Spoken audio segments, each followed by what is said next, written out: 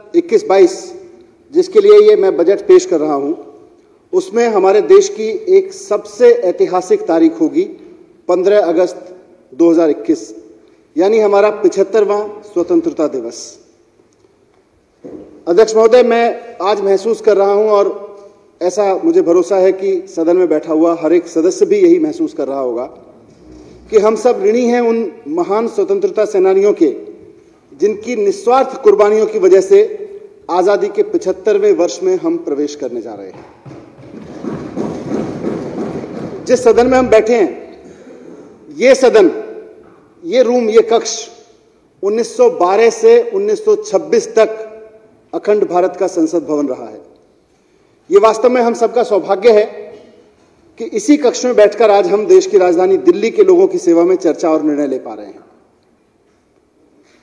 अध्यक्ष महोदय, मैं अपनी सरकार की तरफ से, इस पूरे सदन की तरफ से 75 साल पहले हमारी आजादी को संभव करने वाले महान स्वतंत्रता सेनानियों को श्रद्धापूर्वक शत शत नमन करते हुए ये बजट प्रस्तुत करता हूं और इस भाव के साथ प्रस्तुत करता हूं कि इसमें उल्लेखित कार्यों और योजनाओं से उन महान शहीदों के द्वारा आजाद वतन को लेकर देखे गए सपने के निर्माण में हम कुछ कदमों का भी योगदान कर सके तो यह हमारा सौभाग्य होगा। इसलिए आज के बजट को मैं आपकी और इस सदन की अनुमति से देशभक्ति बजट के रूप से नामांकित करना चाहता हूं। देशभक्ति बजट इसलिए भी क्योंकि हमारी सरकार ने यह तय किया है कि हम आजादी के 75वें वर्ष को अपने शहीदों को श्रद्धापूर्वक याद करते हुए और उनके सपनों को आगे बढ़ाने के संकल्प के साथ इस पूरे वर्ष को धूमधाम से आन बान के साथ मनाएंगे। और सिर्फ पूरे वर्ष ही नहीं, इस अवसर पर सरकार ने पूरे 75 सप्ताह तक के समय को देशभक्ति के महोत्सव के रूप में मनाने का फैसला किया है। इस महोत्सव की शुरुआत इसी सप्ताह 12 मार्च से धूमधाम से महान स्वतंत्रता नायकों के सम्मान में आयोजित एक भव्य कार्यक्रम से होगी और इसके बाद से लगातार 75 हफ्ते तक, यानी 15 अगस्त 2022 को आजादी के 75 साल पूरे होने तक पूरी दिल्ली में आजादी के उत्सव का माहौल रहेगा, देशभक्ति के उत्सव का माहौल रहेगा। अध्यक्ष महोदय, इस अवसर को अविस्मरणीय बनाने से संबंधित कुछ विशेष योजनाओं की घोषणा भी मैं अपने प्रस्तावों में करूंगा, लेकिन यहां मैं एक बात और स्पष्ट करना चाहता हूं। हमारी सरकार के लिए आजादी के 75 वर्ष पूरे होने का अवसर केवल और केवल शहीदों के सम्मान में कुछ कार्यक्रम करना भर नहीं है। हमारे लिए ये एक जिम्मेदारी है, पुनर्अवलोकन की जिम्मेदारी है कि देश की राजधानी दिल्ली पिछले 75 साल में कहां से कहां पहुंची है और इसके बाद के अगले महत्वपूर्ण पड़ाव, यानी कि 100 साल का, जब आजाद हिंदुस्तान जब 100 साल का हो रहा होगा 2047 में, उस वक्त हम दिल्ली को कहां देखना चाहते हैं, 100 साल के दिल्ली को हम कहां देखना चाहते हैं। आज के इस देशभक्ति बजट को मैं इंडिया एट 75 के सेलिब्रेशन के साथ साथ इंडिया एट 100 की आधारशिला के रूप में भी रखना चाहता हूं। मुख्यमंत्री अरविंद केजरीवाल जी के नेतृत्व में दिल्ली में पिछले 6 साल में जो काम हुआ है और जिसे आगे बढ़ाने के लिए आज मैं केजरीवाल मॉडल ऑफ गवर्नेंस का 7वां बजट प्रस्तुत कर रहा हूं। इस केजरीवाल मॉडल ऑफ गवर्नेंस में मात्र अगले वित्त वर्ष या कुछ अगले वर्षों के लिए नहीं, बल्कि अगले पूरे 25 साल का एक विजन है। इसके तहत एक स्वतंत्र, स्वस्थ, शिक्षित और समर्थ राष्ट्र अपनी आजादी के 100वें वर्ष में सारी दुनिया के सामने ज्ञान और प्रगति के एक प्रेरक शक्ति के रूप में खड़ा होगा और इसका केंद्र बिंदु होगी हमारी दिल्ली, देश की राजधानी। जिस तरह 1947 के आजाद भारत की रचना में दिल्ली स्वतंत्रता आंदोलन की गतिविधियों की धुरी बनी हुई थी, उसी तरह मुझे पूरा विश्वास है कि 2047 के शिक्षित और समर्थ राष्ट्र की धुरी भी हमारी दिल्ली बनी होगी। उस वक्त की चुनौतियां थीं अंग्रेजों की दमनकारी नीति और सत्ता में बने रहने के लिए व्यापारियों का, मजदूरों का, किसानों का शोषण। आज अंग्रेज नहीं है, लेकिन राजनीतिक और आर्थिक सत्ता में बने रहने के लिए व्यापारियों, मजदूरों और किसानों का शोषण आज भी जारी है, किसी न किसी रूप में आज भी जारी है। अब मैं आपके समक्ष दिल्ली के आर्थिक परिदृश्य पर कुछ बिंदु रखना चाहता हूं। अध्यक्ष महोदय, पिछले 6 वर्षों से मेरे बजट वक्तव्य में परंपरा रही है कि मैं सदन के समक्ष दिल्ली के आर्थिक परिदृश्य के कुछ आंकड़े प्रस्तुत करता हूं। सामान्यतः ये जो आंकड़े होते हैं, ये हर साल और अगले साल के संबंधित आंकड़े होते हैं, वित्त वर्ष से संबंधित आंकड़े होते हैं, कुछ अनुमान होते हैं। मैं आज आजादी की 75वीं सालगिरह की दहलीज पर खड़े होकर आज आपकी अनुमति से मेरे वक्तव्य के इस वाले भाग में जहां हम आर्थिक परिदृश्य प्रस्तुत करते हैं, दिल्ली के पिछले 75 साल के आर्थिक परिदृश्य पर एक संक्षिप्त सी रोशनी डालना चाहता हूं। 1901 में हमारी दिल्ली कुल 4 लाख की आबादी का एक छोटा सा शहर थी। 1911 में जब अंग्रेजों ने इसको राजधानी बनाया तो यहां आबादी थोड़ी थोड़ी बढ़नी शुरू हुई, लेकिन इसमें सबसे ज्यादा बढ़ोतरी देखी गई 1941 से 1951 के बीच में, और खासतौर से 1947 के बाद माइग्रेशन के दौरान, जब पाकिस्तान से लाखों परिवारों ने दिल्ली को आके अपना घर बनाया। 1947 में जिस वक्त देश को आजादी मिली थी, उस वक्त यहां की आबादी थी 6,96,000। 1951 की जनगणना जब हुई तो यह 17,44,000 हो गई। पिछले 75 साल में हम दिल्ली वासियों की संख्या करीब 2 करोड़ को पार कर चुकी है। इस ग्रोथ को देखते हुए ये आंकड़े इसलिए रखे क्योंकि ये एक जर्नी को समझने के लिए और उसके आगे एक विजन के लिए बहुत जरूरी है। ये जो ग्रोथ है, इसको देखते हुए 2047 तक दिल्ली की आबादी करीब 3 करोड़ 28 लाख तक पहुंचने का अनुमान है। और आज इस बजट में 2047 में इतनी बड़ी आबादी के लिए जो इंफ्रास्ट्रक्चर चाहिए होगा, जो सम्मान से जीने के लिए सुविधाएं चाहिए होंगी, उसकी नींव हम आज इस बजट में यहां पर रखने वाले हैं। अध्यक्ष महोदय, 1947 के बाद से दिल्ली की एसजीडीपी के आंकड़े अलग से उपलब्ध नहीं हैं, और उस वक्त की केंद्र सरकार के लिए शायद ये संभव भी नहीं रहा होगा कि वो दिल्ली के लोगों के विकास के लिए अलग से एसजीडीपी के आंकड़े इकट्ठा करें, क्योंकि उनके पास पूरे देश के लिए काम करने का समय होता है। लेकिन वर्तमान सरकार जब से बनी है, जो वर्तमान व्यवस्था के तहत 1993-94 से दिल्ली की एसजीडीपी, उसके आंकड़े हैं। 1993-94 में दिल्ली की एसजीडीपी 20,992 करोड़ रुपए थी, लगभग 21,000 करोड़ रुपए थी, जो बहुत उल्लेखनीय वृद्धि के साथ वर्तमान में 7,98,310 करोड़ रुपए पहुंच चुकी है। इसी तरह 1993-94 से दिल्ली की पर कैपिटा इनकम 18,976 रुपए थी, 18,967 रुपए थी स्थिर मूल्यों पर, जो 19-20 में 2,74,671 पहुंच चुकी है। 93-94 में 18,967 से आज हम 2,74,671 की पर कैपिटा इनकम पर खड़े हैं। अध्यक्ष महोदय, ये दिल्ली जो है इस पर कैपिटा इनकम में स्थिर मूल्यों पर देश में नंबर 2 पे है। प्रचलित मूल्यों पर दिल्ली की पर कैपिटा इनकम 2020-21 में 3,54,004 रुपए हो गई है।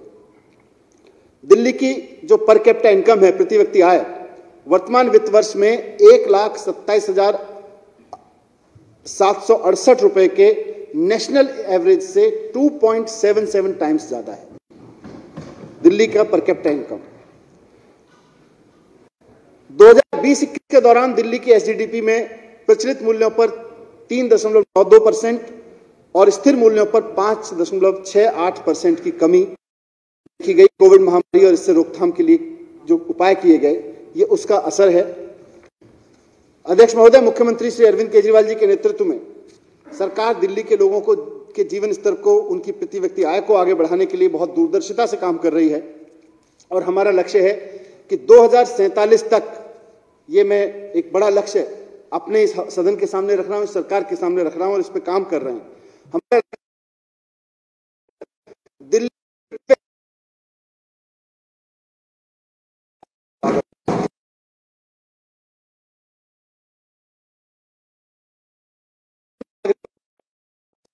की वृद्धि करनी होगी। ये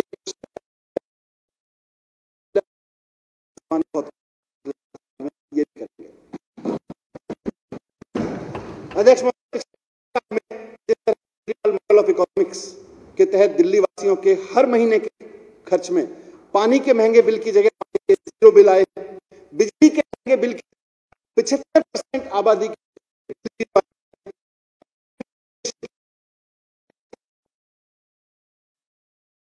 तौर से महिलाओं के लिए कहीं भी आने जाने में बस का खर्चा जीरो हो गया है। इन सब के परिणाम से प्रत्येक परिवार की आय में हर महीने की जो बचत हो रही है, उसका असर दिल्ली की प्रति व्यक्ति आय और उस परिवार की आमदनी पर निश्चित रूप से पड़ेगा। और हमें उम्मीद है कि अगले साल जो अगले सेंसस के जो आंकड़े आएंगे वो पिछले 6 साल में दिल्ली के लोगों के व्यक्तिगत और पारिवारिक जीवन में आई हुई आर्थिक खुशहाली का एक बड़ा इंडिकेटर होंगे। अध्यक्ष महोदय, अब मैं 2020-21 जो वर्तमान वित्त वर्ष है उसके लिए कुछ रिवाइज्ड एस्टिमेट सदन के समक्ष रखता हूं।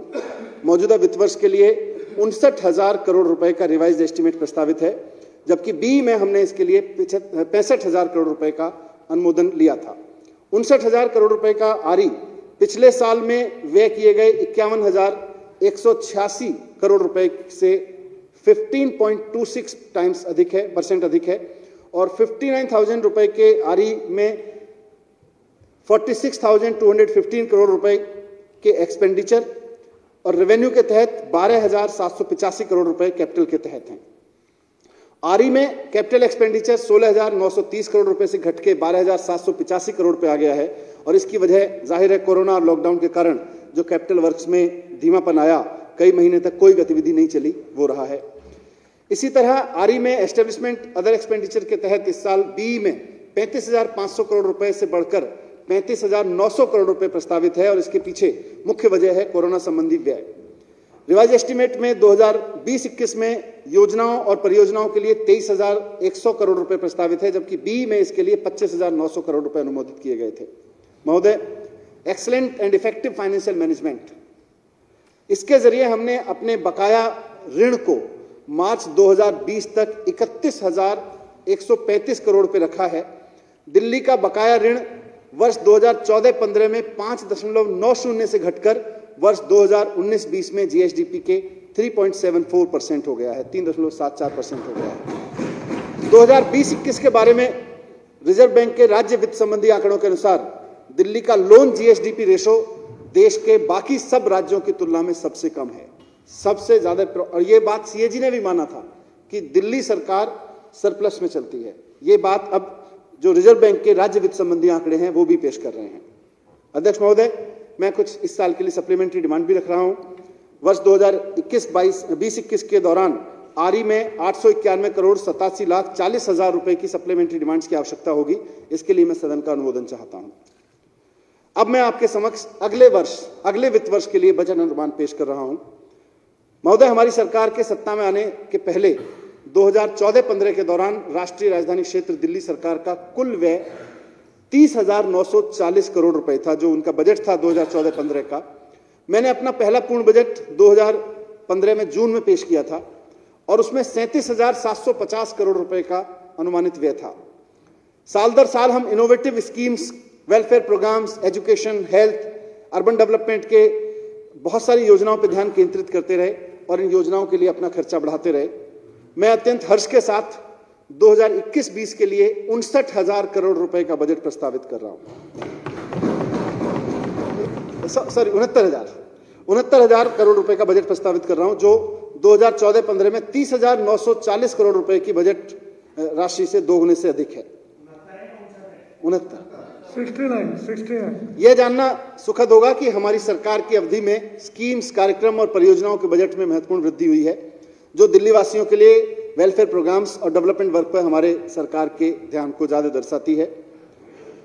बजटीय आवंटन के लिए दिल्ली सरकार का प्रति व्यक्ति व्यय, ये जो आज हम बजट आवंटन कर रहे हैं, दिल्ली सरकार का प्रति व्यक्ति व्यय पर कैपिटा एक्सपेंडिचर 2015-16 के 19,218 रुपए से बढ़कर इस साल 33,173 रुपए हो जाने की उम्मीद है। यानी सरकार की ओर से जो खर्च किया जा रहा है वो पर हेड, प्रति व्यक्ति सरकार की ओर से जो खर्च किया जा रहा है वो 19,216 रुपए था, 18 रुपए था 2015-16 में, और इस साल 33,173 रुपए हो जाने की इसकी उम्मीद है।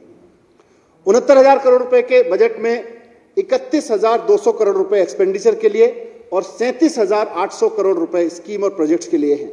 यह भी एक इंटरेस्टिंग डिवीजन है कि इस साल प्रोजेक्ट्स और स्कीम में 55% है और एक्सपेंडिचर, जो गवर्नमेंट का एक्सपेंडिचर होता है, उसमें 45% बजट है।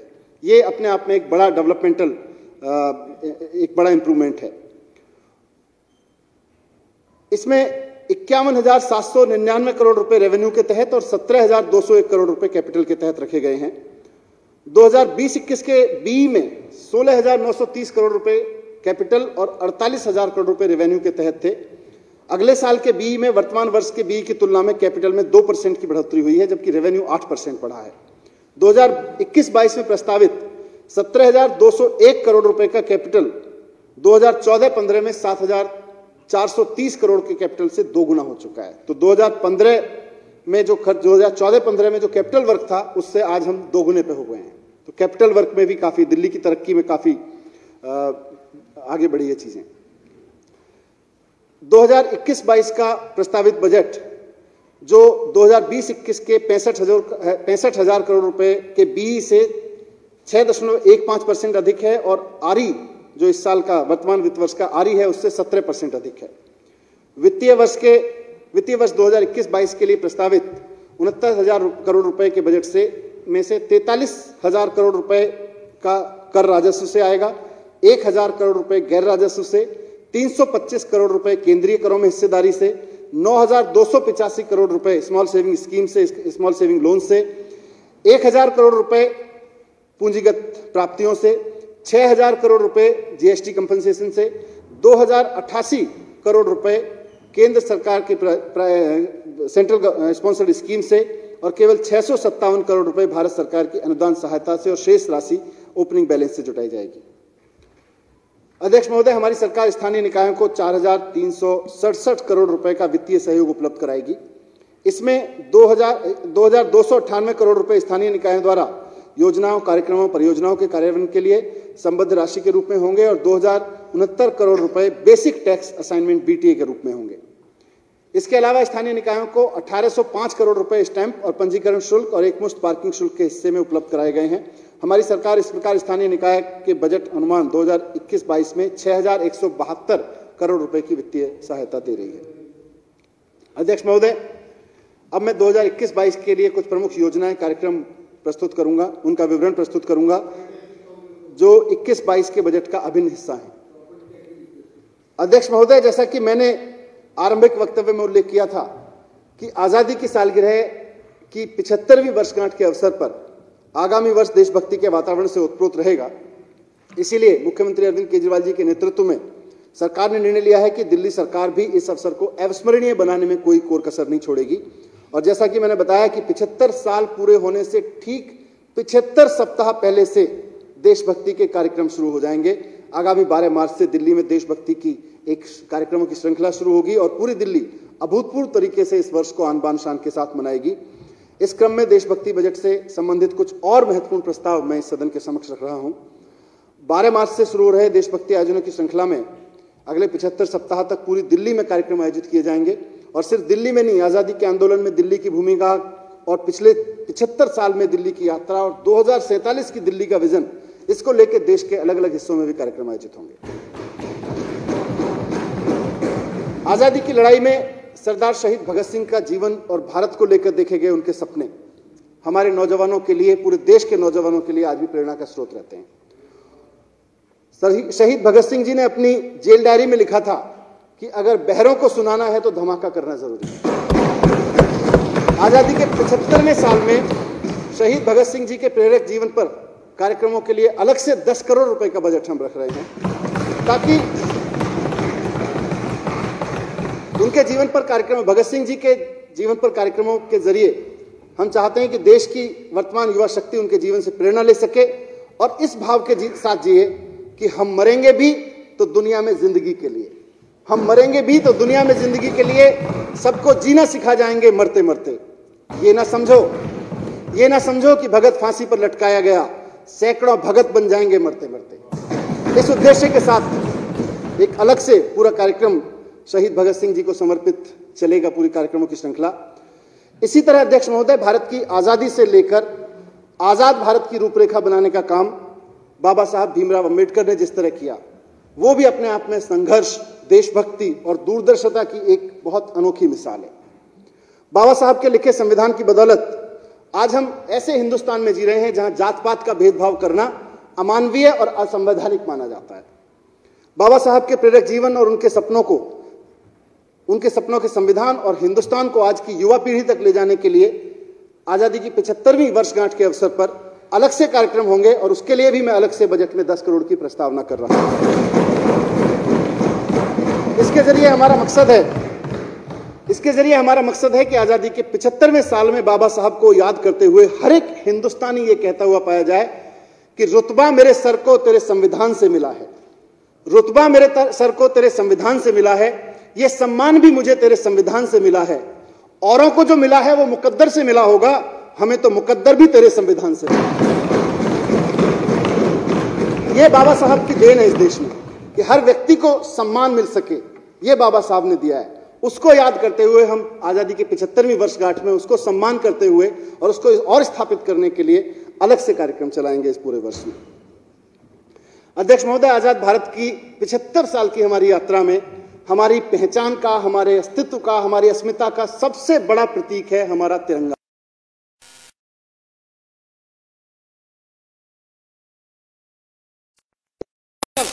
उत्सव के इस अवसर पर अपनी दिल्ली के आसमान को, पूरे आसमान को तिरंगे से सजाएं। हम लोग जब दिल्ली के कनॉट प्लेस से गुजरते हैं तो हम सब ने देखा है वहां एक शानदार तिरंगा बहुत ऊंचाई के साथ में लहराता हुआ देखा है हमने। 200 फीट की ऊंचाई पर वो तिरंगा है और हम सब वहां से निकलते हैं। कोई भी हिंदुस्तानी वहां से निकलता है उसका मन देशभक्ति से ओतप्रोत हो जाता है। हाल में मैंने NSUT में लगभग इसी ऊंचाई 160 फीट की ऊंचाई के एक तिरंगे का ध्वजारोहण किया और उसको देख के भी वहां से निकलने वाले, द्वारका से निकलने वाले तमाम लोगों ने देखा, मुझे भी कहा, मैं भी उधर से निकलता हूं। वहां से निकलते हुए एकदम मन देशभक्ति से रोमांचित होकर उठता है तिरंगे को लहराते हुए देख के।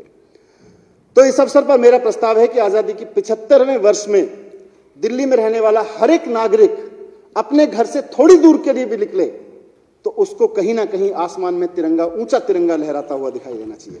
और इसके लिए पूरी दिल्ली में 500 स्थानों पर शानदार तिरंगे लहराने का काम दिल्ली सरकार। इन 500 तिरंगों के साथ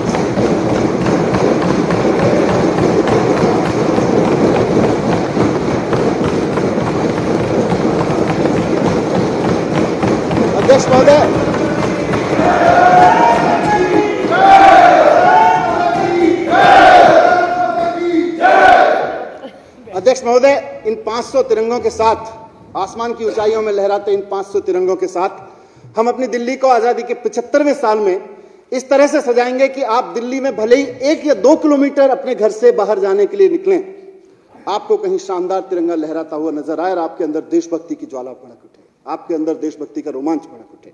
इसके लिए बजट में मैं 45 करोड़ रुपए का अलग से प्रस्ताव कर रहा हूं। अध्यक्ष महोदय, आजादी के 75वें वर्ष के अवसर पर दिल्ली सरकार अपने स्कूलों में पढ़ रहे हर एक बच्चे को देशभक्ति के रंग में रंगने के लिए देशभक्ति पाठ्यक्रम की शुरुआत करने जा रही है। इसकी सब तैयारी हो गई है। इसके तहत रोजाना 1 पीरियड देशभक्ति की क्लास का होगा और इस पाठ्यक्रम के जरिए सुनिश्चित किया जाएगा कि हर एक बच्चा अपने मन की गहराइयों में अपने देश के प्रति, देश के लोगों के प्रति, बुजुर्गों के प्रति, बच्चों के प्रति, देश की व्यवस्था के प्रति, देश की महिलाओं के प्रति पूरे सम्मान से ओतप्रोत हो। हर पढ़े लिखा आदमी, देशभक्ति पाठ्यक्रम पढ़ा के हम सुनिश्चित करना चाहते हैं कि हर पढ़ा लिखा आदमी ऐसा कट्टर देशभक्त बने कि बड़ा होकर अगर किसी सरकारी पद पे बैठे तो रिश्वत लेने का अपराध करना तो दूर, एक रेड लाइट तोड़ने में भी सोचे कि मेरी देशभक्ति पे दाग लग जाएगा अगर मैंने व्यवस्था तोड़ी। हर पढ़ा लिखा व्यक्ति महिलाओं के प्रति सम्मान से पेश आए, पर्यावरण के प्रति अपनी जिम्मेदारी को ठीक से समझे और बखूबी निभाए। वो आपसी भाईचारे और सामाजिक समानता में भी देशभक्ति देखे। ऐसा देशभक्त नागरिक हम स्कूलों में तैयार करने का लक्ष्य रखते हैं। अध्यक्ष महोदय, गांधी जी से लेकर बाबा साहब तक, भगत सिंह से लेकर सुभाष चंद्र बोस तक तमाम स्वतंत्रता सेनानियों ने आजाद भारत की परिकल्पना एक सुशिक्षित राष्ट्र के रूप में की थी। देश की 95% आबादी आजादी के 75 साल के बाद भी उस क्वालिटी एजुकेशन तक नहीं पहुंच सकी है जिसकी हमने कल्पना की थी, जिसकी हमारी आजादी के मतवालों ने कल्पना की थी। इसलिए मुख्यमंत्री अरविंद केजरीवाल जी लगातार इस बात को कहते हैं कि हमें शिक्षा को जन आंदोलन बनाने की जरूरत है, हमें शिक्षा को जन आंदोलन बनाने की जरूरत है। आजादी के 75वें साल में हम इसकी शुरुआत दिल्ली से करेंगे, जन आंदोलन बनाने की। हम पढ़े लिखे और सफल युवाओं को, जो स्कूल से बाहर किसी बढ़िया कॉलेज में पढ़ रहे हैं, कोई बढ़िया नौकरी कर रहे हैं ग्रेजुएशन के बाद में, कोई अपनी पढ़ाई पूरी करने के बाद, तो हम पढ़े लिखे और सफल युवाओं को उन छात्रों की मदद के लिए तैयार करेंगे जो संसाधन और सूचना के अभाव में जूझ रहे हैं। इसके लिए यूथ फॉर एजुकेशन नाम से एक मेंटरशिप वॉलंटियर प्रोग्राम इस साल से शुरू की जाने की संभावना है और हम चाहते हैं कि आजादी के दीवानों ने जो सपना देखा था सुशिक्षित भारत का, उसे पूरा करने के लिए देश का हर एक युवा आगे आए और अपने से अगली पीढ़ी के बच्चों को एक एक बच्चे को आगे बढ़ाने के लिए जिम्मेदारी निभाए। एक और क्रम, इसी क्रम में अध्यक्ष महोदय, हमारे बच्चों को देश की सीमाओं की सुरक्षा के लिए तैयार करने के लिए दिल्ली में हम एक नया सैनिक स्कूल और एक दिल्ली आर्म्ड फोर्सेस प्रिपरेटरी अकादमी शुरू करने का प्रस्ताव रख रहे हैं। देश में इस वक्त 33 सैनिक स्कूल हैं, लेकिन दिल्ली में एक भी नहीं है। हम दिल्ली का पहला सैनिक स्कूल दिल्ली में खोलेंगे और इसके साथ ही दिल्ली आर्म्ड फोर्स प्रिपरेटरी अकादमी भी शुरू करेंगे। यहां पर बच्चों की उनकी रेगुलर पढ़ाई के साथ साथ उनकी एनडीए में और सेना में भर्ती के लिए तैयार किया जाएगा। दिल्ली सरकार ने अध्यक्ष महोदय अपनी जान की परवाह ना करते हुए अपने फर्ज के लिए, अपने देश के लिए बहादुरी से लड़ने वाले सिपाहियों के परिवारों के लिए सम्मान और मदद के लिए 1 करोड़ रुपए की राशि देने की योजना शुरू की थी। इस योजना के तहत इस वर्ष अगले वित्त वर्ष 2020-21 में मैं 26 करोड़ रुपए का प्रावधान रखता हूं। अध्यक्ष महोदय, हमारे देश की सबसे बड़ी पूंजी हमारे देश में हुए, प्राचीन भारत में हुए हमारे मन और शरीर पर हुए अनुसंधान रहे हैं। हमारे वैज्ञानिकों और दार्शनिकों ने आत्मचिंतन और आत्मदर्शन के आधार पर उस वक्त जब दुनिया में मॉडर्न लैब की टेक्नोलॉजी नहीं थी, उस वक्त मन और शरीर के विज्ञान को उन गहराइयों तक जाके अनुसंधान कर लिया था, जैसे हम आज की परंपरागत भाषा में आधुनिक वैज्ञानिक प्रयोगशालाओं में आज तक समझना संभव नहीं हो सका है। हमने हजारों साल के अभ्यास के बाद विकसित हुई इस परंपरा को नाम दिया था ध्यान और योग की परंपरा। आज हम गर्व करते हैं कि भारत ने पिछले सैकड़ों साल में दुनिया भर के लोगों को तन और मन से स्वस्थ रहने का विज्ञान और ध्यान योग के रूप में उपलब्ध कराया है। मैंने लॉस एंजलिस के वीडियो देखे हैं, जहां पर हजारों लोग हर सप्ताह ध्यान करने के लिए पार्कों में उमड़ के आते हैं। हर सप्ताह समाज में परंपरा बनी हुई है। हमारे यहां 1-2 दिन के कार्यक्रम के रूप में योग को जीवन में उतारने के कार्यक्रम तो चलते देखे हैं, लेकिन सरकार के स्तर पर समाज को जोड़ के निरंतर रूप से ध्यान और योग को सामान्य जन को उपलब्ध कराने की योजना नहीं रही है, जिसके कारण जरूरत और जिज्ञासा होने के बाद भी एक आम नागरिक को योग और ध्यान का वांछित लाभ नहीं मिल पाता। इसलिए मुख्यमंत्री श्री अरविंद केजरीवाल जी के नेतृत्व में दिल्ली सरकार ने तय किया है कि दिल्ली की अलग अलग कॉलोनियों में नागरिकों की मांग पर उन्हें ध्यान और योग के इंस्ट्रक्टर्स सरकार के द्वारा उपलब्ध कराए जाएंगे। इन ध्यान और योग के इंस्ट्रक्टर्स को दिल्ली सरकार द्वारा विशेष प्रशिक्षण दिया जाएगा और इस बार के देशभक्ति बजट में इसके लिए मैं अलग से 25 करोड़ रुपए की व्यवस्था कर रहा हूं। अध्यक्ष महोदय, आजादी के आंदोलन से लेकर 75 साल तक के आजाद हिंदुस्तान में भारतीय गीत, संगीत और कलाओं ने बहुत अहम भूमिका निभाई है।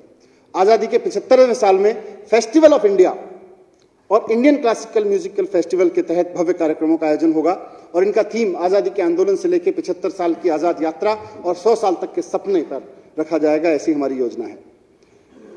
दिल्ली सरकार का अध्यक्ष महोदय हमेशा प्रयास रहा है कि हमारे बुजुर्ग नागरिकों के सम्मान और सुविधाओं की पूरी व्यवस्था हमारे शहर में उपलब्ध हो। बुजुर्गों के लिए मुख्यमंत्री तीर्थ यात्रा योजना इस दिशा में एक बड़ा मील का पत्थर साबित हुई थी। अब आजादी की हीरक जयंती हम मना रहे हैं, तो हम अपने बुजुर्गों के सम्मान को कैसे भूल सकते हैं।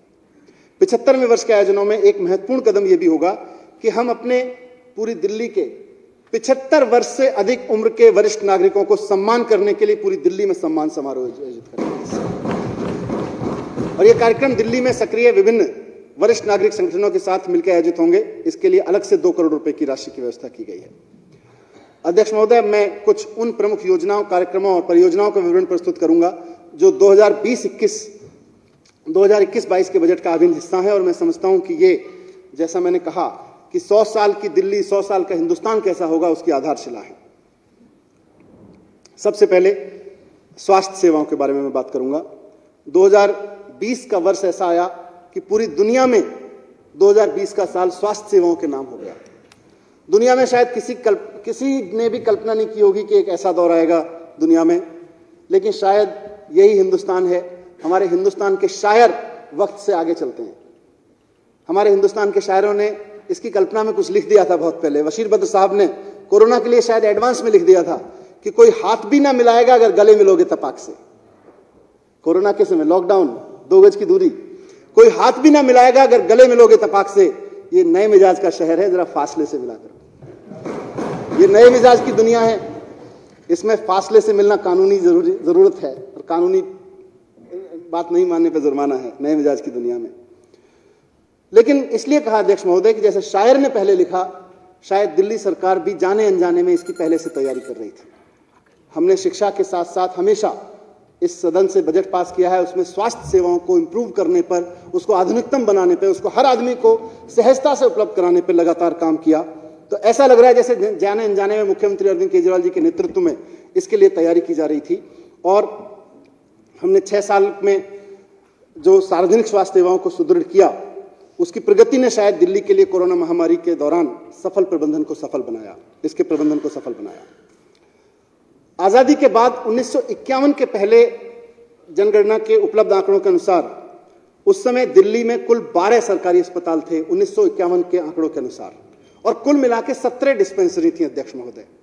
आज इस समय दिल्ली में 38 मल्टी स्पेशलिटी अस्पताल हैं, 181 एलोपैथिक औषधालय हैं, 496 आम आदमी मोहल्ला क्लिनिक हैं, 27 पॉलीक्लिनिक हैं, 60 प्राथमिक स्वास्थ्य केंद्र हैं, 46 आयुर्वेदिक यूनानी केंद्र हैं, 22 यूनानी केंद्र हैं, 107 होम्योपैथिक औषधालय हैं, 78 डे शेल्टर होम्स हैं मेडिकल के लिए, 311 नाइट शेल्टर होम्स को कवर करने वाली 22 मोबाइल क्लिनिक्स लगी हुई हैं, और 61 स्कूल स्वास्थ्य क्लिनिक दिल्ली के नागरिकों को स्वास्थ्य को देखभाल के लिए उपलब्ध हैं। महोदय, मैं इन सब संस्थानों से प्रत्यक्ष और अप्रत्यक्ष रूप से जुड़े हुए स्वास्थ्य क्षेत्र के अग्रिम पंक्ति के कार्यकर्ताओं, डॉक्टर, नर्स और सभी अस्पताल कर्मचारियों के प्रति आभार व्यक्त करना चाहता हूं, जिन्होंने महीनों तक 24 घंटे दिल्ली वासियों की खूब सेवा की, और बाकी राज्यों से भी जो लोग दिल्ली में आए उनकी भी खूब सेवा की और उन्हें निर्बाध चिकित्सा देखभाल उपलब्ध कराई। उनका योगदान इस महामारी में नियंत्रण पर बहुत महत्वपूर्ण रहा है। यह मुख्यमंत्री अरविंद केजरीवाल जी की दूरदर्शिता थी कि दुनिया के सबसे विकसित शहरों में भी कोविड के दौरान चरमराती स्वास्थ्य की हालत को देखा उन्होंने और उनसे सबक लिया, और समय रहते कोविड के लिए होम आइसोलेशन की नई अवधारणा को दिल्ली में शुरू करवाया। देश का पहला प्लाज्मा बैंक भी मुख्यमंत्री जी ने दिल्ली में शुरू करवाया और जरूरतमंद रोगियों को निःशुल्क प्लाज्मा उपलब्ध कराना शुरू हुआ। होम आइसोलेशन और प्लाज्मा दोनों ऐसी व्यवस्थाएं थी जो इनोवेटिव थी और जिनकी वजह से दिल्ली का कोरोना मैनेजमेंट बाकी लोगों के लिए भी सीखने के लिए एक मिसाल बना, एक प्रेरणा बना। अध्यक्ष महोदय, वैक्सीन उपलब्ध हो जाने से इस रोग के खात्मे के लिए एक आशा की नई किरण जगी है। सरकार ने सबको समान रूप से वैक्सीन उपलब्ध कराने के लिए एक योजना बनाई है, और वर्तमान में सरकार के पास रोजाना, जब मैं ये बात लिख रहा था तो 45,000 लोगों को रोजाना वैक्सीन लगाने की क्षमता है, और जिसे 1-2 दिन के अंदर अब बहुत जल्द 60,000 वैक्सीन पर डे लगाने की क्षमता में हम लोग तैयारी कर रहे हैं। कोविड से आजादी के लिए वैक्सीन वैसे तो सामान्यतः प्राइवेट हॉस्पिटल में, बाजार में भी 250 रुपए में उपलब्ध होगी, लेकिन अध्यक्ष महोदय, हम सब साथियों की विधानसभाओं में जिनको हम रिप्रेजेंट कर रहे हैं, बहुत सारे ऐसे परिवार हैं जिनके मन में ये सवाल होगा कि मैं 1 महीने की तनख्वाह में से अपने पूरे महीने का राशन खरीदूं या अपने पूरे परिवार के लिए कोविड की वैक्सीन लगवाऊं। और आजादी के 75वें साल में यह सवाल देश के किसी भी नागरिक के मन में होना नहीं चाहिए था। दिल्ली में हमारी सरकार ने निर्णय लिया है कि दिल्ली के लोगों को कोविड की वैक्सीन सरकारी अस्पतालों में लगातार निःशुल्क ही उपलब्ध कराई जाए। इस नई योजना आम आदमी निःशुल्क कोविड वैक्सीन के लिए मैं 50 करोड़ रुपए की राशि अलग से प्रस्तावित कर रहा हूं। अध्यक्ष महोदय, कोविड से मिले हुए अनुभवों को ध्यान में रखते हुए स्वास्थ्य सेवा में विस्तार के लिए सरकार ने विभिन्न परियोजनाओं के लिए 1293 करोड़ रुपए की राशि आवंटित की है। ये परियोजनाएं हैं ज्वालापुरी, सिरसपुर, मादीपुर, विकासपुरी में नए अस्पतालों का निर्माण, 19 मौजूदा अस्पतालों को नया रूप देना, नए अस्पतालों और नए रूप देने का काम पूरा हो जाने के बाद अस्पतालों के बिस्तरों की संख्या में 14,000 से अधिक की बढ़ोतरी हो जाएगी। बुराड़ी में, संजीव भाई बैठे हैं, बुराड़ी में 768 बिस्तरों के अस्पताल का निर्माण का काम पूरा हो गया और इसे कोविड के लिए 450 बिस्तरों के साथ खोल दिया गया है। इसी तरह अंबेडकर नगर अस्पताल भी जुलाई 2020 से कोविड रोगियों के लिए 200 बिस्तर उपलब्ध करा रहा है। द्वारका में निर्माणाधीन इंदिरा गांधी अस्पताल 1241 बिस्तरों की क्षमता के साथ अगले साल से अपना काम करना शुरू कर देगा। अध्यक्ष महोदय, दिल्ली में आम आदमी की छोटी छोटी बीमारियों के लिए बड़े अस्पतालों के चक्कर ना काटने पड़े आम आदमी को, इसके लिए हमारी सरकार ने मोहल्ला क्लिनिक की एक नई अवधारणा शुरू की थी। आज दिल्ली के अलग अलग मोहल्लों में लोग अपने आसपास वॉकिंग डिस्टेंस पे अपनी छोटी छोटी बीमारियों के लिए उन चिकित्सा सुविधाओं का लाभ ले रहे हैं जिसके लिए उन्हें या तो पहले लंबी लाइन में लगना पड़ता था या जेब से मोटे पैसे खर्च करके किसी प्राइवेट डॉक्टर के सामने खड़ा होना पड़ता था।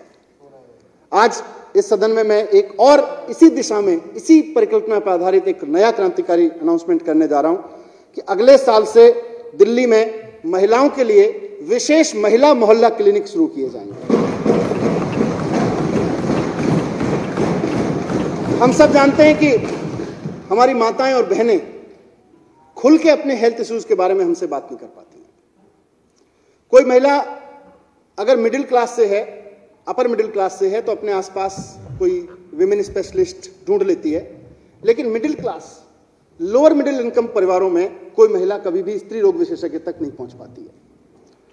और इसका नतीजा होता है कि हमारी बहुत सारी महिलाएं, एक बड़ी आबादी हमारी, कुछ बीमारियों को नियति मानते हुए उसके साथ जीती रहती है। दिल्ली सरकार अब यह जिम्मेदारी निभाएगी कि दिल्ली की हर महिला के आसपास पे उसके बहुत उसके पास रोग स्पेशलिस्ट, रोग विशेषज्ञ की सेवा उपलब्ध हो, बीमारियों भी वहां उपलब्ध हो।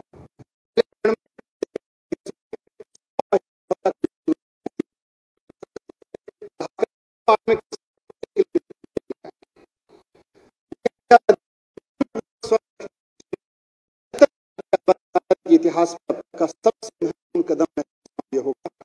कदम को उठाने के लिए 75वीं सालगिरह बड़ी क्षेत्र में एक महत्वपूर्ण शुरुआत दिल्ली सरकार की ओर से 75वें वर्ष में की जा रही है। वो है दिल्ली के हर नागरिक को हेल्थ कार्ड जारी किया जाएगा। साथ ही दिल्ली में online health information management system HIMS स्थापित किया जाएगा। इसमें दिल्ली के नागरिकों की बीमारी का, उनके इलाज का, उनकी टेस्ट रिपोर्ट का, उनकी दी गई दवाइयों का पूरा डेटाबेस इस HIMS में होगा और आदमी को एक हेल्थ कार्ड बना के दे दिया जाएगा। उसको जब भी अपने इलाज के लिए कहीं अस्पताल में जाना पड़े तो वो पुराने टेस्ट, पुराने रिकॉर्ड, पुराने वो बस्ते लेके जाने की जरूरत नहीं है। वो केवल अपना कार्ड लेके जा सकता है और पूरा का पूरा डेटा ऑनलाइन डॉक्टर के पास में उपलब्ध होगा। ये सारी सूचनाएं वहां पे डेटाबेस में उपलब्ध होंगी। पहले चरण में इस योजना को दिल्ली के सारे सरकारी अस्पतालों में, पॉलीक्लिनिक, मोहल्ला क्लिनिक इत्यादि में लागू करेंगे, HIMS से जोड़ेंगे और इसको जियो टैगिंग के जरिए रोगियों की पहचान और ट्रैकिंग में भी मदद मिलेगी। और इसका एक फायदा यह भी होगा कि जो परिवारों की आनुवंशिक बीमारियां हैं उसका रिकॉर्ड भी फिर हर डॉक्टर के पास में अपने पास आने वाले हर एक मरीज के बारे में पहले होगा और उसके बारे में बेहतर डिसीजन लेने में सुविधा मिलेगी। दिल्ली में सड़क दुर्घटना का शिकार हुए नागरिकों को तुरंत और सुरक्षित इलाज के लिए मुख्यमंत्री जी ने एक योजना शुरू कराई थी, दिल्ली के फरिश्ते। इसके तहत अगर कोई भी व्यक्ति सड़क दुर्घटना में घायल को अस्पताल लेके जाता है तो उसको कानूनी कार्रवाई, पूछताछ नहीं होती, उसको 2000 रुपए इनाम में दिए जाते हैं और जिस व्यक्ति का एक्सीडेंट होता है उसका इलाज का खर्चा सरकार उठाती है। ये योजना बेहद सफल रही है और इसकी वजह से 10,600 नागरिकों की जान अभी तक बचाई जा चुकी है और इसकी खूब तारीफ हो रही है चारों तरफ। इस योजना को भी और जोर से इसी तरह सरकारी अस्पतालों में इलाज कराने के लिए आने वाले वो नागरिक जिनका कोई बड़ा टेस्ट होना है, जैसे कि MRI होना है, CT स्कैन होना है, और सरकारी सुविधाओं में अगर लंबी लाइन है तो ये महंगे टेस्ट प्राइवेट अस्पतालों में मुफ्त कराए जा सकते हैं। प्राइवेट हॉस्पिटल या प्राइवेट क्लिनिकल सेंटर्स से मुफ्त कराए जा सकते हैं। इसी तरह दिल्ली के सरकारी अस्पतालों में इलाज कराने आए किसी व्यक्ति का अगर ऑपरेशन होना है और सरकारी सिस्टम में मरीजों की ज्यादा संख्या होने के कारण ऑपरेशन की डेट उसको 1 महीने से ज्यादा के समय की मिल रही है, तो केजरीवाल मॉडल ऑफ गवर्नेंस के तहत उसके ऑपरेशन की व्यवस्था प्राइवेट अस्पताल में कराई जा सकती है और उसका पूरा खर्च दिल्ली सरकार उठाती है। इन दूरदर्शी योजनाओं की बदौलत आज एक तरफ सरकारी स्वास्थ्य सेवाओं के ऊपर भार कम हुआ है, वहीं आम जनता को जरूरी इलाज समय रहते मिल सका है। ये योजनाएं आगे भी अगले वित्त वर्ष में भी चालू रहेंगी। बेहतर स्वास्थ्य सेवा और बेहतर इलाज हर एक नागरिक का अधिकार है अध्यक्ष महोदय, और आजादी के 75वें वर्ष में अपनी स्वास्थ्य सेवाओं को इतना दुरुस्त किए जाने की जरूरत है ताकि हर एक नागरिक अपने परिवार को, अपने स्वास्थ्य को लेकर आश्वस्त रह सके। महोदय, मैं इस वर्ष 2020-21 के लिए स्वास्थ्य क्षेत्र में 9,934 करोड़ रुपए के बजट का प्रावधान करता हूं, जो कुल बजट का 14% है। अध्यक्ष महोदय, मैं दिल्ली की शिक्षा के संबंध में कुछ बात रखूंगा। पिछले 75 साल में शिक्षा की क्या यात्रा रही और आज हम कहां खड़े हैं, और जब हिंदुस्तान 100 साल का होगा, आजाद दिल्ली 100 साल की होगी, तो कहां पहुंचना है। इस संबंध में आजाद देश की राजधानी 100 साल में कहां पहुंचेगी, इसमें कुछ योजनाओं को भी मैं रखूंगा। 1951 के जनगणना के मुताबिक जो उनका सेंसस था, दिल्ली में सरकारी, गैर सरकारी, नगर निगम, एडेड सब मिला के 619 स्कूल थे और इनमें से ज्यादातर प्राइमरी स्कूल थे, हायर सेकेंडरी स्कूल तो केवल 62 थे। आज की दिल्ली में सभी प्रकार के स्कूलों की संख्या मिला के हो गई है 5,691। महोदय, शिक्षा पे किया गया काम केजरीवाल मॉडल ऑफ गवर्नेंस के डेवलपमेंट प्रिंसिपल्स की एक आधारशिला रही है और सरकार के कुल बजट में पिछले 6 साल से लगातार 25%, लगभग 25% शिक्षा के लिए रखा जाता है। ये अपने आप में एक सबूत है कि हम शिक्षा को लेकर कितने गंभीरता से काम करते हैं।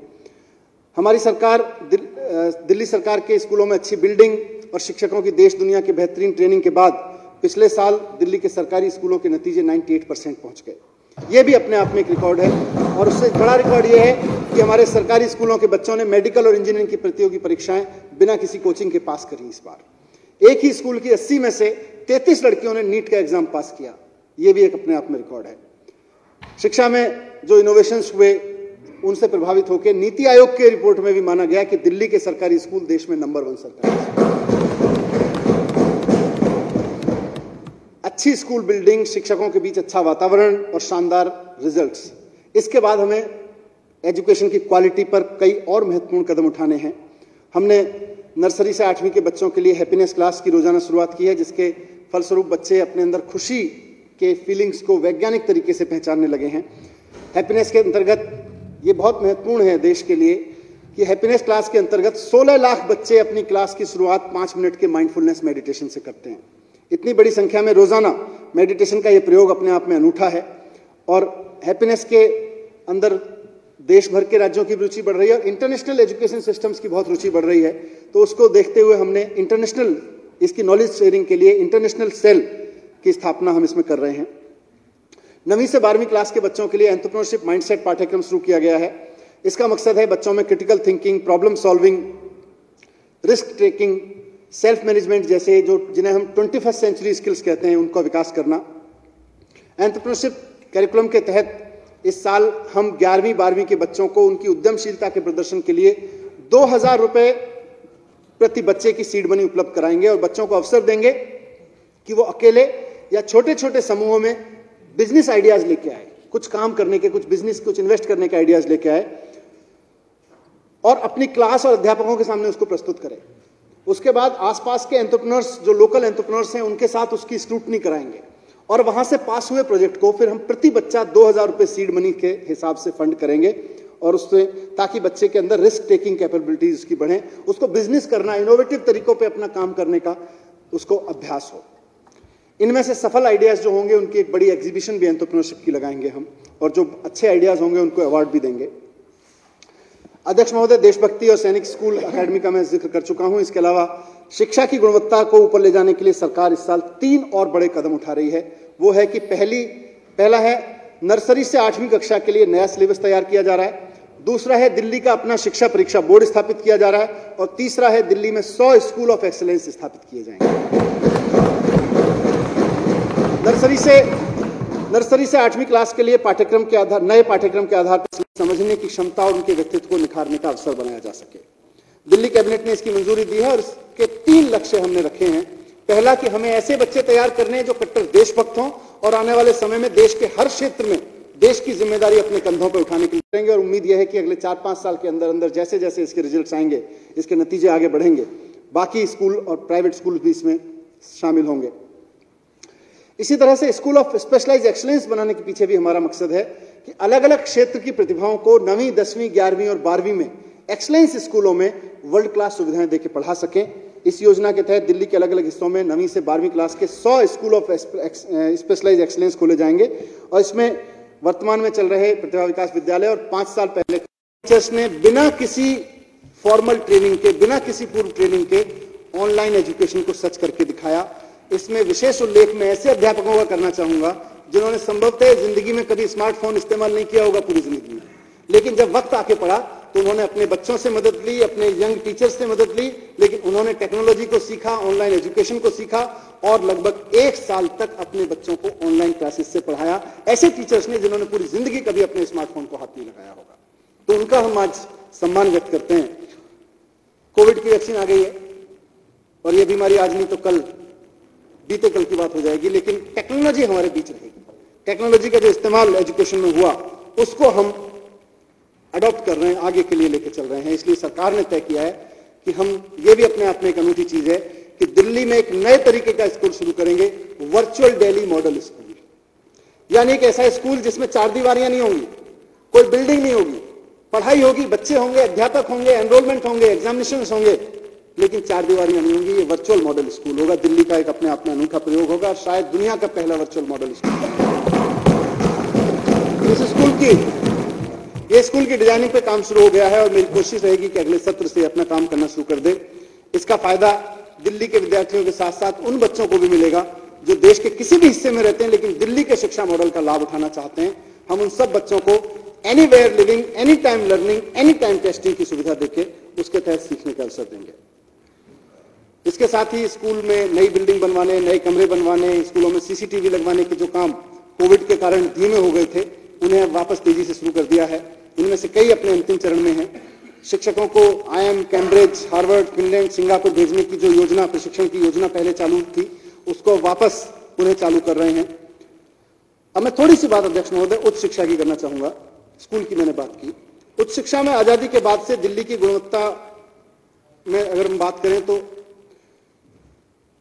जो शानदार काम तो हुआ, गुणवत्ता के लिहाज से शानदार काम हुआ, लेकिन बढ़ती आबादी के हिसाब से उच्च शिक्षा के अवसर दिल्ली में हर बच्चे को उपलब्ध हों, उस पर हम 75 साल में कामयाब नहीं हो पाए।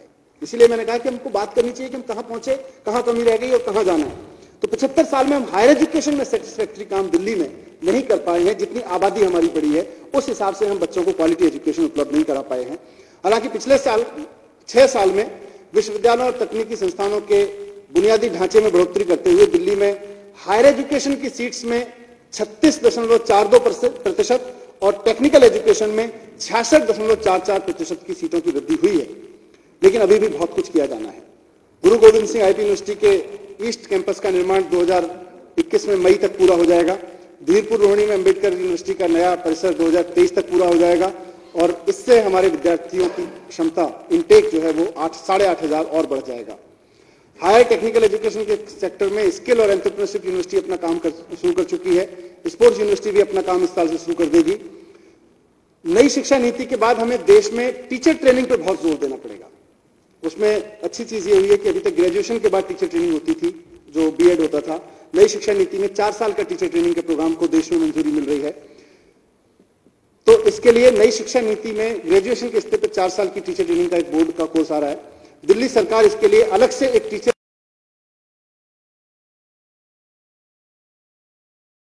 बेहतरीन टीचर्स तैयार करने वाली यूनिवर्सिटीज जो है दुनिया भर में है, उन पर्सनैलिटी डेवलपमेंट भी काम होगा। और करीब हमारा लक्ष्य है कि एक साल में 5 से 6 लाख विद्यार्थियों को, युवाओं को इसका लाभ मिले। 10वीं से 12वीं कक्षा पास करने वाले विद्यार्थियों को 10 लाख तक की एजुकेशन लोन पे गारंटी सरकार देती है, जिससे किसी बच्चे को उच्च शिक्षा के अभाव में, पैसे के अभाव में उच्च शिक्षा उसकी बीच में ना छूटे। इसी के साथ 6 लाख से कम आयु वाले परिवारों के लिए दिल्ली सरकार की तरफ से फीस का 100% तक फेलोशिप के रूप में भी दिया जाता है। ये दोनों योजनाएं अगले साल भी चालू रहेंगी। अध्यक्ष महोदय, जैसे मैंने कहा, नई शिक्षा नीति लागू की गई है देश में। इसमें बहुत सारे प्रावधान ऐसे हैं जिनको दिल्ली सरकार पिछले 6 साल में इनोवेशंस के रूप में शुरू कर चुकी है। मुझे खुशी है कि इनको उसमें नई शिक्षा नीति में शामिल किया गया। मैं खुद अपनी सीनियर ऑफिसर्स की टीम के साथ में प्रोफेसर कस्तूरी रंगन जी से मार्गदर्शन के लिए बेंगलोर में जाके मिला और मैं उनका आभारी हूं कि नई शिक्षा नीति के जो वो राइटर हैं, वो डिजाइनर हैं, उन्होंने इस नीति के बहुत महत्वपूर्ण पहलुओं को दिल्ली में लागू करने में हमारी मदद करने का साथ दे रहे हैं। वो हमारे साथ में हैं। और नई शिक्षा नीति को पूरी तरह लागू करने के लिए हमको दिल्ली में 2 चीज़ों की जरूरत पड़ेगी। एक तो 50 साल पुराना कानून है दिल्ली स्कूल एजुकेशन एक्ट, उसको बदलने की जरूरत पड़ेगी। और एक 100 साल पुराना कानून है जिसका जिक्र मैं यहाँ पहले भी कर चुका हूँ, दिल्ली यूनिवर्सिटी एक्ट। उसके तहत फिर दिल्ली में एफिलेटिंग कॉलेजेस यूनिवर्सिटीज नहीं खोली जा सकती हैं। तो इन दोनों कानूनों को बदलने की जरूरत पड़ेगी उसमें, क्योंकि दोनों में कंट्राडिक्शन है। नई शिक्षा नीति और जो हमारा 50 साल पुराना कानून है उसमें कंट्राडिक्शन है दोनों जगह। तो उसको हम बदलने के लिए दिल्ली का जो कानून है उसको हमने नया बनाना शुरू कर दिया है और केंद्र सरकार से रिक्वेस्ट किया है कि दिल्ली यूनिवर्सिटी एक्ट जो सेंट्रल एक्ट है उसको भी बदलें। मैं अगले वित्त वर्ष के लिए शिक्षा के लिए 16,377 करोड़ रुपए आवंटित करने का प्रस्ताव रखता हूं। और मुझे सदन को यह सूचित करते हुए खुशी हो रही है कि पिछले 6 बजटों का अनुकरण करते हुए इस साल भी शिक्षा का बजट कुल बजट का 1/4 है, करीब 1/4। थोड़ी सी बात अध्यक्ष महोदय मैं खेल पर रखना चाहता हूं। दिल्ली में आज खेल का एक बेहतरीन स्पोर्ट्स इंफ्रास्ट्रक्चर खड़ा हो रहा है। हमने दिल्ली के दूरदराज इलाकों में, विशेषकर गांव देहात के इलाकों में विश्व स्तरीय खेल सुविधाएं विकसित की हैं जा जाके।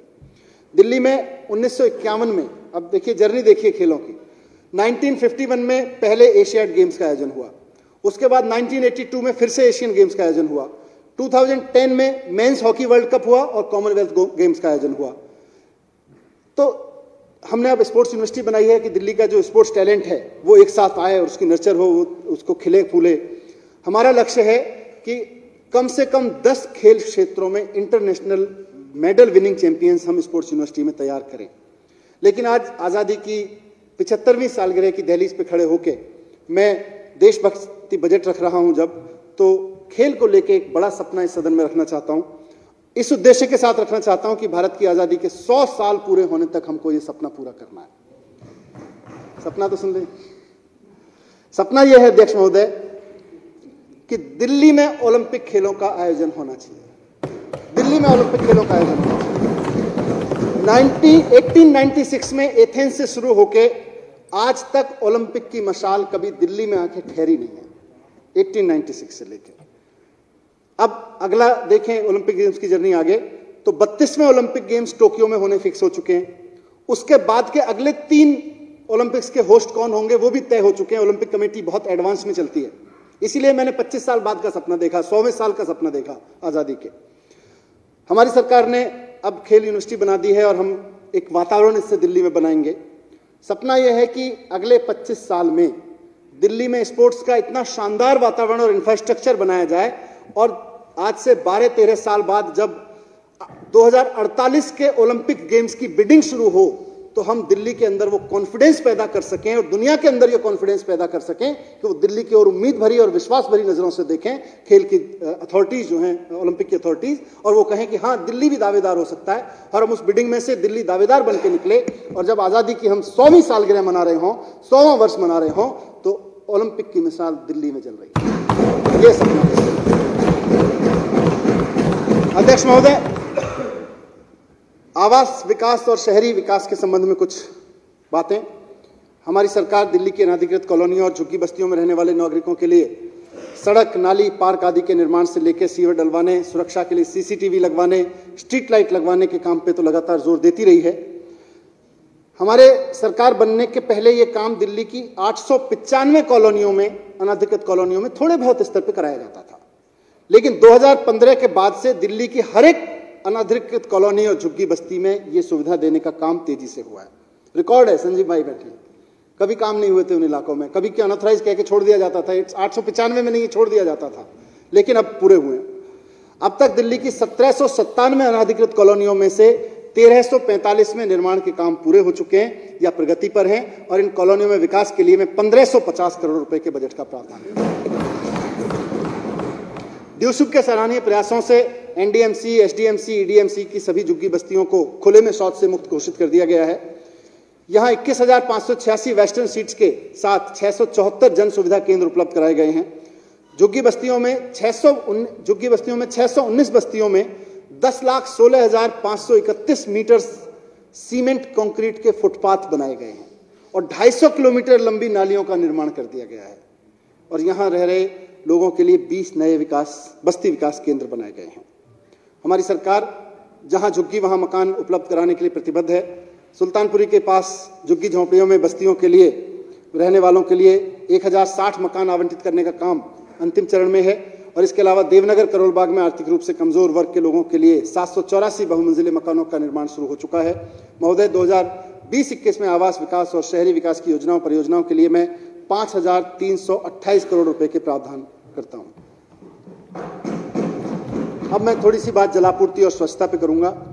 दिल्ली में प्रत्येक घर को पीने का साफ पानी उपलब्ध कराने का वादा पूरा करने और पानी की गुणवत्ता की निगरानी के लिए दिल्ली जल बोर्ड के वाटर ट्रीटमेंट प्लांट्स में 9 प्रयोगशालाएं 24 घंटे काम कर रही हैं। पानी की आपूर्ति का हिसाब किताब रखने के लिए 3,170 बल्क फ्लो मीटर पहले लग चुके हैं और 121 बल्क फ्लो मीटर लगाने का काम अभी अंतिम चरण में है। अनऑथराइज कॉलोनीज में पाइप से पानी की पाइपलाइन के नेटवर्क का विस्तार किया जा रहा है और मौजूदा समय में यह सेवा 93% परिवारों को करीब 14,500 किलोमीटर पाइपलाइन बिछा के पहुंचा दी गई है। पाइपलाइन से पानी की सप्लाई के नेटवर्क में 1622 अनऑथराइज कॉलोनीज को कवर कर लिया गया है। केवल 113 कॉलोनीज जिनको अभी तक भारतीय पुरातत्व सर्वेक्षण से अनापत्ति प्रमाण पत्र नहीं मिला है, या जो वन के क्षेत्र में आते हैं, अगले 2 वर्ष में चरणबद्ध तरीके से सारी अनाधिकृत कॉलोनियों को पानी की आपूर्ति पाइपलाइन से सुनिश्चित कर दी जाएगी। अनाधिकृत कॉलोनियों में पानी की पाइपलाइन के नेटवर्क का विस्तार, जैसा मैंने बोला, कर दिया है और 79% आबादी इस नेटवर्क के दायरे में आ गई है।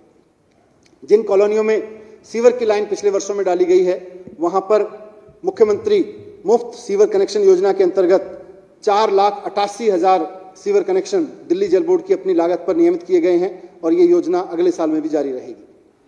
दिल्ली जल बोर्ड ने अपने 771 प्रतिष्ठानों में से 585 में रेन वाटर हार्वेस्टिंग की प्रणाली लगा दी है और बाकी में 2021 के मानसून से पहले ये काम पूरा हो जाने की उम्मीद है।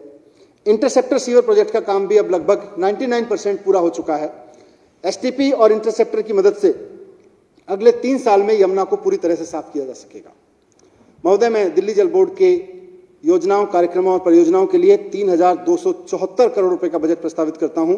इसमें 600 करोड़ रुपए 20 किलोलीटर निःशुल्क पानी सब्सिडी योजना के लिए है, जिसमें प्रतिमाह लगभग 6 लाख परिवारों को इसका फायदा पहुंच रहा है। अध्यक्ष महोदय, दिल्ली के पॉल्यूशन, पर्यावरण के बारे में भी मुझे अपने इस प्रस्ताव में कुछ कहना है। पर्यावरण प्रदूषण हमारे समय की सबसे गंभीर, खतरनाक वैश्विक बीमारियों में से एक है और 75 साल में हम देखें तो पॉल्यूशन तो बढ़ा ही है, लेकिन जब आजादी के 100 साल पूरे हो रहे हों, तब हम सब चाहेंगे कि पर्यावरण प्रदूषण की बीमारी कोरोना की तरह से बीते हुए कल की बीमारी हो। मुख्यमंत्री केजरीवाल जी के नेतृत्व में इस दिशा में एक 360 डिग्री अप्रोच लेके काम किया जा रहा है। दिल्ली के ग्रीन कवर को यथासंभव विस्तार देना, निर्माण स्थलों पर एंटी स्मोक गन के इस्तेमाल को जरूरी बनाना, पूसा के कृषि वैज्ञानिकों द्वारा तैयार बायो डिकम्पोजर के इस्तेमाल को, पराली से होने वाले प्रदूषण को रोकने में प्रोत्साहन देना, मैकेनिकल रोड स्वीपर लगाना, सिंगल यूज प्लास्टिक पर बैन लगाना, solid waste management, waste water treatment के प्लांट को ठीक से मैनेज करना, खोले में कूड़े पत्ती इनको जलाने की प्रथा पर रोक लगाना, थर्मल पावर प्लांट्स को बंद करना, ये सारे ऐसे कदम हैं जो इस 360 डिग्री अप्रोच के साथ में लिए गए हैं और उनका फायदा दिल्ली को मिला है। लेकिन इसमें सबसे बड़ा कदम है, और मैं समझता हूं देश ही नहीं, संभवतः दुनिया की सबसे प्रोग्रेसिव इलेक्ट्रिक व्हीकल पॉलिसी को दिल्ली में लागू किया गया है। यह पॉलिसी अगस्त 2020 से पिछले साल लागू कर दी गई और मैं कह सकता हूं कि इसके चलते दिल्ली देश की इलेक्ट्रिकल व्हीकल राजधानी भी अब बन गई है। इसके तहत दिल्ली में खरीदे जाने वाले नए वाहनों में अभी तक जो डेटा है ये कि हमारे यहाँ जितने वाहन दिल्ली में खरीदे जाते हैं उसमें से 0.2% ई व्हीकल खरीदे जाते थे। लेकिन ये नई पॉलिसी आई, इसके बाद से 7,000 नए इलेक्ट्रिक वाहन दिल्ली में खरीदे गए इसके बाद से, और केवल 3 महीने के अगर मैं आंकड़ों की तुलना करूं, अभी मैंने कहा सारे व्हीकल्स जितने खरीदे जाते हैं उसका केवल 0.2% ई व्हीकल होता है, लेकिन नई पॉलिसी आने के बाद अगर हम वाहनों की सेल और उसका रेशो देखें तो नई पॉलिसी आने के बाद इसका असर दिखा है कि इलेक्ट्रिक वाहनों का शेयर 0.2% से बढ़कर 2.21% पहुंच गया है। ये ई व्हीकल पॉलिसी की सफलता का एक बड़ा संकेत है और हमारी सरकार ने लक्ष्य तय किया है कि 2024 तक दिल्ली में रजिस्टर होने वाले नए वाहनों में कम से कम 25% इलेक्ट्रिक व्हीकल होने चाहिए। दिल्ली देश का पहला ऐसा राज्य है जहां हर तरह के ई वाहन के लिए रोड टैक्स और रजिस्ट्रेशन फीस भी माफ कर दी गई है और पूरे इलेक्ट्रिक व्हीकल इंफ्रास्ट्रक्चर के लिए सबसे ज्यादा सब्सिडी दी जा रही है। वर्तमान में दिल्ली में इलेक्ट्रिक वाहनों के लिए, क्योंकि इलेक्ट्रिक वाहन खरीदेंगे तो चार्ज कैसे होगा, इलेक्ट्रिक वाहनों के लिए 72 पब्लिक चार्जिंग स्टेशन काम कर रहे हैं। जल्दी इनकी संख्या 500 पहुंच जाएगी। इसमें लंदन की तर्ज पर रैपिड चार्जिंग पॉइंट भी बनाए जा रहे हैं। हमारा लक्ष्य है कि दिल्ली में हर 3 किलोमीटर पर कम से कम एक ई चार्जिंग स्टेशन जरूर होना चाहिए, क्योंकि आमतौर पे ई व्हीकल पॉलिसी आ जाती है लेकिन निटी-ग्रिटी छोड़ देते हैं। वो कहते हैं ना, घोड़ा खरीद लिया, खूंटा छोड़ दिया, अब घोड़ा भाग गया। तो खूंटा नहीं खरीदेंगे तो फिर घोड़ा भाग जाएगा। इसलिए ई व्हीकल पॉलिसी को बनाते वक्त ई चार्जिंग स्टेशन उसकी बहुत बड़ी निटी-ग्रिटी है, कहां लगेंगे, कैसे लगेंगे, जो आदमी ई व्हीकल खरीदेगा वो चार्ज कैसे करेगा।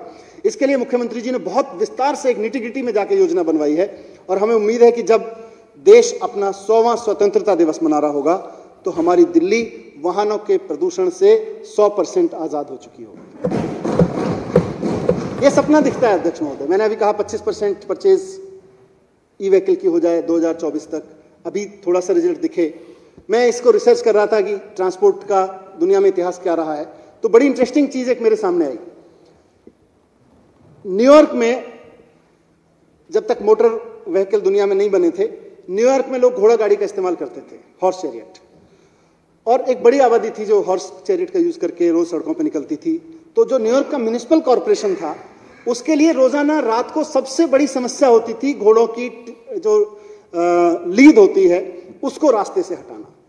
जो छोटे छोटे फुटपाथ बने हुए होते होंगे 1800 उसमें 150 साल पहले, तो वहां से रात को घोड़े की लीद हटाने के लिए अलग से पूरी ब्रांच काम करती थी सैनिटेशन डिपार्टमेंट की वहां पे, और बहुत बड़ा काम था, बड़ा प्रॉब्लम होती थी लोगों को। 1898 में न्यूयॉर्क में मोटर का आगमन हुआ, मोटर कार का। तो 30 जुलाई 1998 को, मैंने रिसर्च में सामने आया मेरे, 30 जुलाई 1998 को मोटर वाहनों के इस्तेमाल के पक्ष में दुनिया का पहला विज्ञापन छपा। उसकी भाषा जो मैंने अभी बात की और सपना देखा कि हमें 100% फ्री करना है वाहनों के पॉल्यूशन से, उसकी भाषा देखिए क्या थी। Get rid of horses and save costs, care and anxiety for the horses, driving motor vehicle cost about half a cent per mile, motor chariot of Winton is the best vehicle of its kind ever made, और कुछ कुछ उन्होंने लिखा अपने विज्ञापन में। पर किसी समय दुनिया जब घोड़ों पे चलती थी, उस समय मोटर व्हीकल का सपना देखा गया। आज हम कह रहे हैं मोटर व्हीकल को हटा के, पॉल्यूशन मोटर व्हीकल को हटा के हम ई मोटर व्हीकल लाएंगे। सपना है, सपना देखेंगे तो सच होगा। किसी ने उस वक्त देखा था, आज हम यहां पे बैठ के देख रहे हैं, सब सच जरूर होगा। ये बात मैंने सदन के समक्ष इसलिए रखी अध्यक्ष महोदय, थोड़ा हल्के फुल्के माहौल में, कि हम इसकी गंभीरता को समझ सकें। 25 साल में दिल्ली के संपूर्ण यातायात को इलेक्ट्रिक व्हीकल में बदलना एक मुश्किल सपना है, लेकिन जरूरी सपना है। अध्यक्ष महोदय, पब्लिक ट्रांसपोर्ट सेक्टर में ई बसों को बढ़ावा देने के लिए सरकार 1300 ई बसों को सड़क पर लाने की तैयारी कर रही है। इनमें से डीटीसी की 300 ई बसों के टेंडर हो चुके हैं और ये इसी साल सड़क पर आ जाएंगी दिसंबर तक। 1000 नई ई क्लस्टर बसों, इसकी 1000 नई ई बसें क्लस्टर स्कीम के तहत अगले साल के मध्य तक सड़कों में आ जाएंगी। पब्लिक ट्रांसपोर्ट को बढ़ावा देते हुए दिल्ली में पहली बार करीब 1 साल के अंदर 1600 बसों का फ्लीट, पहली बार इतना बड़ा एडिशन दिल्ली के बस फ्लीट में हुआ है। 1600 बसें लगभग 1 साल के अंदर हो गई हैं और इस साल सितंबर तक इसमें 1000 और बसें जुड़ जाएंगी। मुझे बताते हुए बहुत खुशी हो रही है कि वर्तमान में दिल्ली की सड़कों पर 6693 बसों की फ्लीट है, जो अपने आप में दिल्ली के लिए इतिहास है। दिल्ली के इतिहास में इतनी बड़ी फ्लीट बसों की कभी नहीं हुई। इस साल 1000 बस और जुड़ने के बाद ये संख्या 7693 पहुंच जाएगी और हमारा लक्ष्य है कि हम 11000 की फ्लीट दिल्ली में बसों की खड़ी करें। उस पर सरकार काम कर रही है। प्रदूषण पर काम करने के लिए निर्माण स्थलों पर एंटी स्मोक गन लगाना आवश्यक कर दिया गया है। 2 स्मोक टावर बनाने का काम अंतिम चरण में है। इसके साथ ही IIT दिल्ली और कानपुर के साथ मिलकर वायु, जल और भूमि प्रदूषण की निगरानी के लिए रियल टाइम असेसमेंट सिस्टम लागू किया जा रहा है। दिल्ली के ग्रीन कवर को बचाए रखने और उसमें लगातार आगे बढ़ने की दिशा में भी सरकार ने सफलता हासिल की है और देश की पहली ट्री ट्रांसप्लांटेशन पॉलिसी दिल्ली में लागू हुई है। इसका मकसद है कि दिल्ली में पेड़ जब कटें तो केवल और केवल उस परिस्थिति में कटें जब उसके अलावा कोई और चारा ना बचे। मजबूरी हो पेड़ काटना, उसके अलावा कोई काम हो ही नहीं सकता हो, तब पेड़ काटना हो, ये इसलिए लागू की गई है। नई पॉलिसी के तहत किसी भी प्रोजेक्ट के लिए जितने पेड़ हटाने होंगे उनमें से कम 80% को ज्यों का त्यों रीट्रांसप्लांट करना पड़ेगा और हर एक काटे गए पेड़ जितने भी कटेंगे या जितने भी ट्रांसप्लांट होंगे उनकी जगह 10 पेड़ प्रति पेड़ उनके रिप्लेसमेंट में लगाना, तो वो तो पहले की शर्त है, वो चलती रहेगी। तो दिल्ली में बहुत प्रोग्रेसिव पॉलिसीज रही हैं, बहुत प्रोग्रेसिव वर्क रहा है। उसकी वजह से ग्रीन कवर बढ़ के 21.88% हो गया है, जो अपने आप में एक उपलब्धि है। इन सब प्रयासों से हमें उम्मीद है कि हम प्रदूषण की चुनौती से निपटने में एक दिन जरूर कामयाब होंगे और अपनी आगे आने वाली पीढ़ियों को एक स्वच्छ और शुद्ध वातावरण देकर जाएंगे। थोड़ी सी बात मैंने परिवहन की पर्यावरण के बाद, लेकिन अलग से परिवहन की कुछ बात और मुझे करनी है। पब्लिक ट्रांसपोर्ट पर किए गए कुछ काम का जिक्र मैं दोहराना चाहूंगा कि वर्तमान समय में दिल्ली के सार्वजनिक परिवहन बेड़े में शामिल की गई सभी बसों में CCTV कैमरे लगे हैं, पैनिक बटन लगे हैं, वाहन की ट्रैकिंग, GPS ट्रैकिंग का प्रणाली का लगी हुई है। दिल्ली में जमीन की उपलब्धता नहीं है, बसों की खरीद और परिचालन करना एक इसलिए बड़ी चुनौती है, लेकिन सरकार की दूरदर्शिता से वसंत विहार और हरिनगर में बहुस्तरीय बस डिपो के निर्माण का रास्ता खुल गया है और NBCC के साथ मिलकर इन डिपो का निर्माण शुरू हो चुका है, किया जा रहा है। दिल्ली में बसों से यात्रा के अनुभव को अच्छा अनुभव बनाने के लिए नए बस क्यू शेल्टर का निर्माण भी किया जा रहा है और 1397 बस क्यू शेल्टर नए डिजाइन के साथ सरकार बनवा रही है। लास्ट माइल कनेक्टिविटी को सफल बनाने के लिए सरकार ने 95,353 ई रिक्शा का पंजीकरण किया है। साथ ही 174 नॉन एसी मेट्रो फीडर बसें 32 रूट्स पे चलाई हैं। दिल्ली में मेट्रो शहर की लाइफलाइन है, हम सब बार बार कहते हैं। दिल्ली में 2002 में मेट्रो शुरू हुई थी अध्यक्ष महोदय, और 18 साल के अंदर अंदर आज हमारे पास 10 तरह की कलर कोडेड लाइन्स हैं मेट्रो की, 254 स्टेशन हैं, 350 किलोमीटर की पटरियां हैं। चौथे चरण की योजना में 108 किलोमीटर और 78 नए स्टेशन अभी हमारी पाइपलाइन में हैं। आज़ादी के 75 साल में अगर हम बात करें और मेट्रो की बात नहीं करें तो ये तो अधूरा रह जाएगा। लंदन में मेट्रो 1863 में शुरू हुई थी, उसकी लाइन बिछाई थी, और कुल मिला के आज भी 400 किलोमीटर की लाइनें हैं। टोक्यो सबवे जिसकी शुरुआत 1927 में हुई 304 किलोमीटर कवर करती है। न्यूयॉर्क सिटी मेट्रो जिसकी शुरुआत 1904 में हुई 1000 किलोमीटर कवर करती है।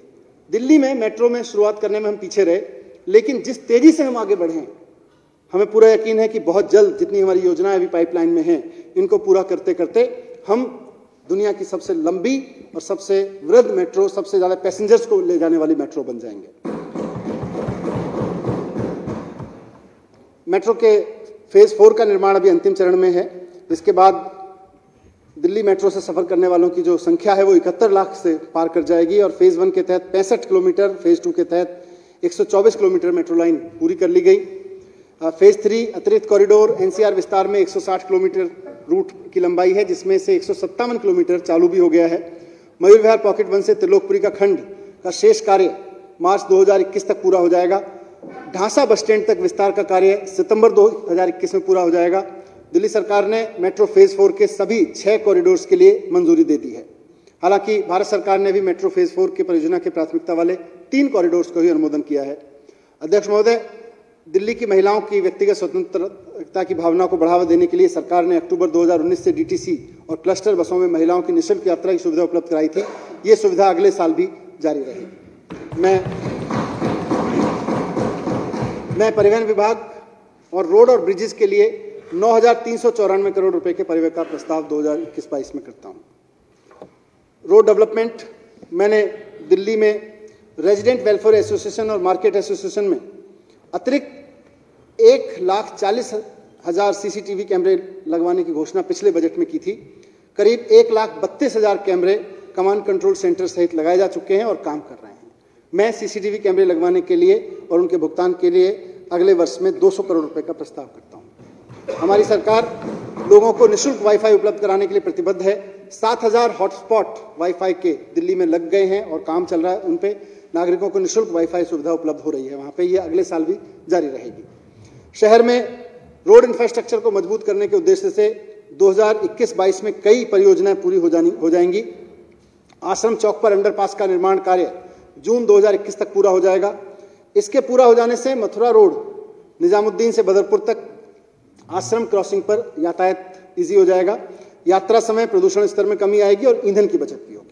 महोदय, मैं 2021-22 में इस परियोजना के लिए 35 करोड़ रुपए का प्रस्ताव करता हूं। आश्रम फ्लाईओवर के डीएनडी तक का विस्तार दिसंबर 2021 में पूरा हो जाएगा। इस फ्लाईओवर सबवे के बन जाने से नोएडा, लाजपत नगर, आईटीओ और लाजपत नगर तक सड़क का उपयोग करने वालों को आसानी होगी। मैं इस परियोजना के लिए 50 करोड़ रुपए का प्रस्ताव करता हूं। 2 परियोजनाओं का निर्माण कार्य वजीराबाद और आजादपुर के बीच वाहनों के लिए 2 अंडरपास, आउटर रिंग रोड पर गांधी विहार के निकट एक पैदल पार पथ तथा बसई दारापुर में नजफगढ़ नाले पर पुल का निर्माण मई 2021 में पूरा हो जाएगा। तो इस तरह से कई योजनाएं इस साल पूरी हो रही हैं। पंजाबी बाग फ्लाईओवर से राजा गार्डन, ज्वालाहेड़ी मार्केट से ज्वालापुरी रेड लाइट तक एकीकृत ट्रांजिट कॉरिडोर, मुकरबा चौक पर भीड़ कम करने की स्कीम, बुराड़ी में समानांतर सड़क पर main road Burari road junction पर भीड़ कम करने के लिए, और खेड़ा कला से खेड़ा खुर्द तक रेलवे क्रॉसिंग पर LC12 पर FOB RUB के 5 नई परियोजनाओं के निर्माण से इस क्षेत्र में निर्बाध यातायात होगा और लोगों का समय और पैसा बचेगा। दिल्ली के विभिन्न हिस्सों में आवागमन को और आसान बनाने के लिए सरकार की 3 बड़ी योजनाएं हैं और अभी उनको यूपी टैक्स से मंजूरी का इंतजार है। ये योजनाएं हैं: ईस्ट वेस्ट कॉरिडोर, टीकरी से आनंद विहार तक एलिवेटेड और टनल रोड बनेगा। North south corridor signature bridge से एयरपोर्ट तक एलिवेटेड और टनल रोड है इसमें, और तीसरा सिग्नेचर ब्रिज से यमुना के समानांतर सराय काले खां तक आउटर रिंग रोड। इनका अभी यूपी टैक्स से मंजूरी मिलने के बाद इस पे काम शुरू होगा। 500 किलोमीटर सड़कों के सौंदर्यीकरण की भी तैयारी हो चुकी है और इस साल इस पे लागू ये सड़कें सुंदर दिखनी शुरू हो जाएंगी। मैं 2021-22 में इस परियोजना के लिए 500 करोड़ रुपए का प्रस्ताव करता हूं।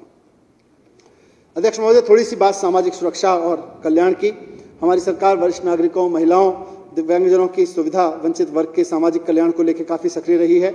इसके तहत 8,30,000 लाभार्थियों के लिए 2,000 रुपए से 2,500 रुपए तक की पेंशन दी जाती है। मैं इसके लिए 2,710 करोड़ रुपए का प्रस्ताव अगले बजट में रखता हूं। अध्यक्ष महोदय, कोविड और लॉकडाउन ने लोगों की रोजी रोटी पे बहुत बुरा असर डाला है। लोगों के काम धंधे बंद हुए हैं, नौकरियां गई हैं। सामाजिक सुरक्षा और जन कल्याण की योजना बनाने की जितनी जरूरत अब है उतनी पहले कभी महसूस नहीं हुई, पर आज सबसे ज्यादा जरूरत है इसकी, ताकि लोगों को इस विकट संकट में मदद मिल सके। इसके लिए हमने एक सर्वे भी कराया था, उसमें इंटरेस्टिंग चीज निकल के आई कि कोरोना से पहले फरवरी 2020 में काम करने की इच्छुक महिलाओं के बीच बेरोजगारी 26% थी। जो महिलाएं काम करना चाहती थी, यह सर्वे हुआ कि वो फरवरी कोरोना से पहले भी काम करना चाहती थी, 26% महिलाओं के पास में काम नहीं था।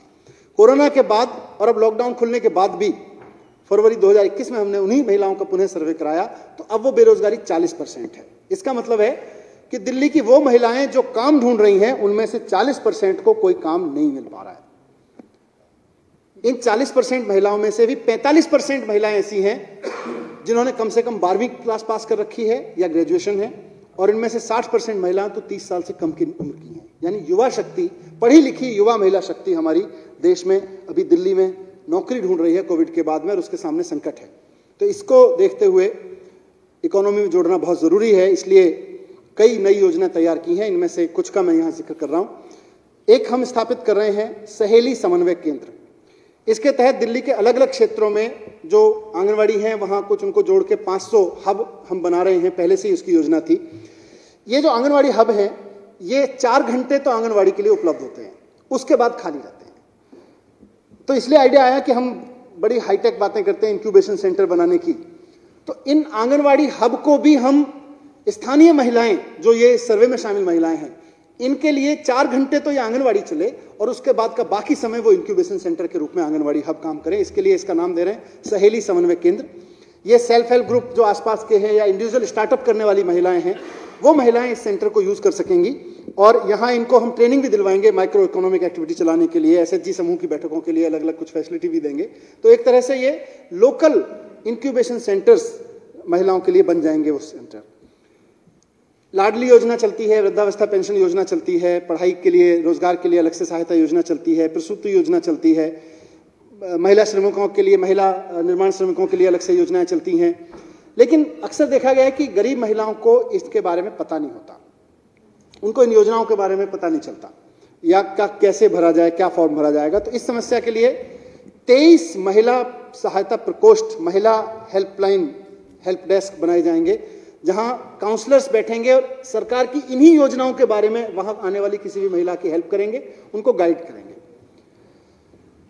अध्यक्ष महोदय, अनुसूचित जाति, पिछड़ा वर्ग, अल्पसंख्यक समुदाय, दिव्यांग कारीगरों के लिए दिल्ली हाट की तर्ज पे बाबा साहब प्रगतिशील विश्वकर्मा शिल्पकार ग्राम योजना प्रस्तावित है, और डीएसएफडीसी ने 3 लाख रुपए से वार्षिक से कम परिवार आय वाले इन शिल्पकारों के लिए विशेष रूप से शिल्प हाट बनाए जाने और 5 साल की अवधि के लिए मासिक लीज पर उन्हें दुकानें, थड़े उपलब्ध कराने के लिए प्रस्ताव किया है। सरकार ने दिव्यांग लोगों को शिक्षण और पुनर्वास जरूरतें पूरी करने के लिए कुशल मानव शक्ति के विकास के उद्देश्य से दिव्यांग लोगों की पुनर्वास स्थापना संस्थान की मंजूरी दी है। सुगम्य सहायक योजना नाम से एक नई पहल दिव्यांग लोगों की गतिशीलता बढ़ाने के लिए की गई है। इसके तहत उन्हें सहायक उपकरणों के रूप में मदद उपलब्ध कराई जाएगी, और इसके अलावा प्रत्येक जिले में दिव्यांग लोगों के व्यापक पुनर्वास की सेवाएं उपलब्ध कराने के लिए जिला दिव्यांग पुनर्वास केंद्र स्थापित किए जाएंगे। मैं समाज कल्याण विभाग, महिला विकास विभाग और अनुसूचित जाति, जनजाति, अन्य पिछड़े वर्ग के कल्याण के लिए बजट एस्टिमेट्स में 4,750 करोड़ रुपए का प्रस्ताव करता हूं। इसी में लेबर भी है। श्रमिकों के कल्याण के लिए मानवीय श्रम कानूनों को लागू किया जाना बहुत महत्वपूर्ण है। कार्यबल की एक बड़ी संख्या औपचारिक अनऑर्गेनाइज सेक्टर में काम में रहती है, और ये जितने कानून हैं ये उनकी रक्षा के लिए, उनकी योग्यताओं की रक्षा के लिए बनाए गए हैं। तो Delhi shops and establishment act 1954 के तहत सीमलेस रजिस्ट्रेशन को बढ़ावा देने के लिए हमने रजिस्ट्रेशन को डिजिटलाइज कर दिया है और इस साल 1 अप्रैल 2020 से 31 अक्टूबर 2020 के बीच 83,735 नई दुकानें रजिस्टर की हैं। यह अपने आप में एक बड़ा रिकॉर्ड है। स्वास्थ्य, पेंशन, मातृत्व, शिक्षा के लिए वित्तीय सहायता, उपकरणों के लिए ऋण, विवाह के लिए सहायता, 18 योजनाएं श्रमिक निर्माण सहायता बोर्ड द्वारा लागू की जा रही हैं। अप्रैल 2020 से दिसंबर 2020 तक 143 करोड़ रुपए की राशि उपग्रह के रूप में, लेबर सेस के रूप में संग्रह की गई और करीब 1,41,000 कामगार 24 जनवरी 2021 तक हमारे पास रजिस्टर्ड थे। अब तक 43,945 निर्माण कामगारों को कोरोना महामारी के कारण 10-10 हजार रुपए की अनुग्रह राशि दी गई थी। 28 फरवरी तक करीब 40 करोड़ रुपए की राशि वितरित की जा चुकी है। थोड़ा सा जिक्र मैं पावर सेक्टर का भी करूंगा। दिल्ली के नागरिकों को अब 24 घंटे बिजली की आपूर्ति हो रही है, हम सब जानते हैं। बिजली लोड को नजरअंदाज करते हुए 200 यूनिट तक बिजली का उपयोग करने वाले उपभोक्ताओं के लिए शून्य बिजली बिल की सरकार की योजना काफी सफल रही है और इसका ऊर्जा संरक्षण में भी काफी महत्वपूर्ण योगदान रहा है। सरकार ने ऊर्जा संरक्षण के लिए वित्तीय प्रोत्साहन का ऐसा मॉडल चुना है जिसको सब समझने की कोशिश कर रहे हैं। अब लोग बिजली बचाने लगे हैं क्योंकि उनका बिजली का बिल 200 यूनिट से नीचे रखना है। 201 से 400 यूनिट तक बिजली की मासिक खपत करने वाले उपभोक्ताओं को 800 रुपए की सब्सिडी मिलती है। दिल्ली में 90% घर बिजली की इस सब्सिडी का लाभ उठा रहे हैं और सरकार 1984 के जो दंगा पीड़ित हैं उनको 400 यूनिट तक बिजली की खपत 100% सब्सिडी के साथ पहले से दे रही है, वो भी इस साल जारी रहेगी। बिजली सब्सिडी योजना अदालत परिसरों में वकीलों के चैम्बर के लिए भी एक्सटेंड की गई है। इसी तरह दिल्ली के सभी कृषि उपभोक्ताओं को कनेक्शन के लिए निर्धारित शुल्क में सब्सिडी दी गई है। कृषि कनेक्शन के लिए 104 रुपए प्रति KWH प्रति माह के निर्धारित शुल्क की जगह अब किसानों को केवल 20 रुपए KWH प्रति माह का भुगतान करना होगा। ये योजनाएं सुशासन के केजरीवाल मॉडल की विशेषताएं हैं। महोदय, मैं वर्ष 2021-22 के बजट में बिजली सब्सिडी के लिए 3,090 करोड़ रुपए की राशि प्रस्तावित करता हूं। सौर ऊर्जा को बढ़ाने के लिए दिल्ली सरकार ने दिल्ली सौर ऊर्जा नीति बनाई है, जिसके तहत ज्यादातर सरकारी भवनों, स्कूलों, तकनीकी संस्थानों, अदालतों आदि में सौर ऊर्जा संयंत्र लगाए जा रहे हैं उनकी छतों पर। जनवरी 2020 तक लगभग 4,664 सोलर यूनिट्स कुल 193 मेगावाट क्षमता के साथ दिल्ली में लगाए जा चुके हैं।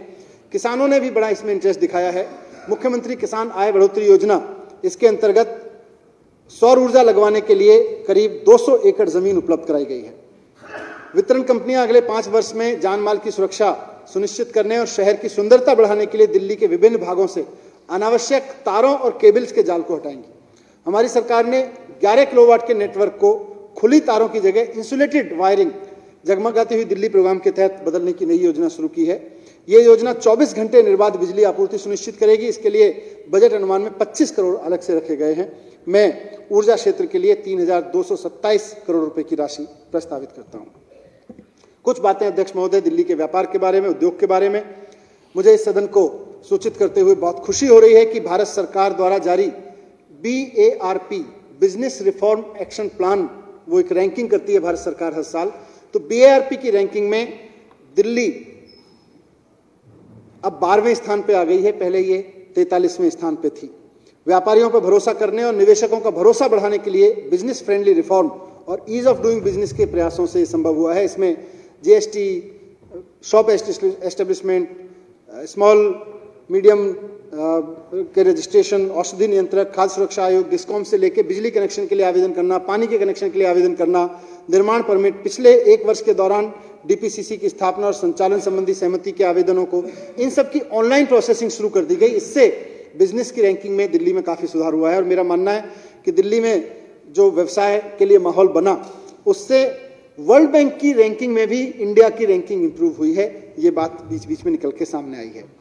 दिल्ली का निर्यात बढ़ाने के लिए राज्य निर्यात पुरस्कार आरंभ किए जा रहे हैं। यह पुरस्कार उत्कृष्ट निर्यात प्रदर्शन करने वाले निर्यातकों को दिया जाएगा जो अपनी वस्तु और सेवाओं के निर्यात के लिए विदेशी मुद्रा अर्जित कर राज्य की अर्थव्यवस्था में महत्वपूर्ण योगदान देते रहे हैं। उद्योग विभाग DSIDC द्वारा लीज होल्ड पर आवंटित औद्योगिक परिसंपत्तियों से जुड़े किसी भी मामले में विलंब से भुगतान पर 18% से घटाकर ब्याज दर 10% कर दी गई है। सूक्ष्म और लघु उद्यमों की सुविधा के लिए समाधान ऑनलाइन पोर्टल शुरू किया गया है।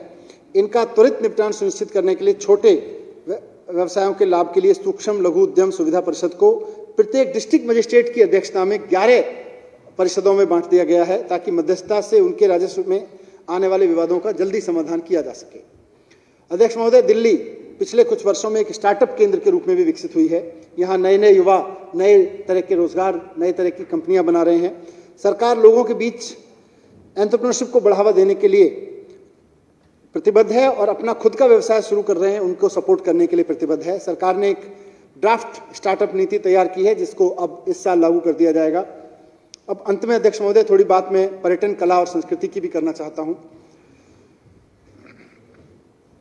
कला, संस्कृति, इन सब पे बात करें तो मुझे, क्योंकि मैंने अंत में बात की है, इसलिए एक महत्वपूर्ण चीज मैं कहना चाहता हूं। यहाँ अंग्रेजी की एक फिल्म है dead poet society. Dead poet society एक बड़ी मशहूर फिल्म है। उनका जो नायक है प्रोफेसर जॉन कीटिंग, वो एक सीन में अपने स्टूडेंट से कहता है, और मैं उसका कोट अनकोट उल्लेख करता हूं उनके डायलॉग का। वो अपने बच्चों को समझा रहे हैं, प्रोफेसर साहब, we do not read and write poetry because it's cute. We don't read and write poetry because it's cute. We read and write poetry because we are members of human race and the human race is filled with passion. अब आगे बहुत महत्वपूर्ण बात है। Medicine, law, business, engineering, these are noble pursuits and necessary to sustain life. But art, poetry, beauty, love, these are what we stay for. आदमी जिंदा रहता है इस सब के लिए। जिंदा रहने के लिए जरूरी साधन है मेडिसिन, लॉ, बिजनेस, लेकिन जिंदा रहता है आर्ट के लिए।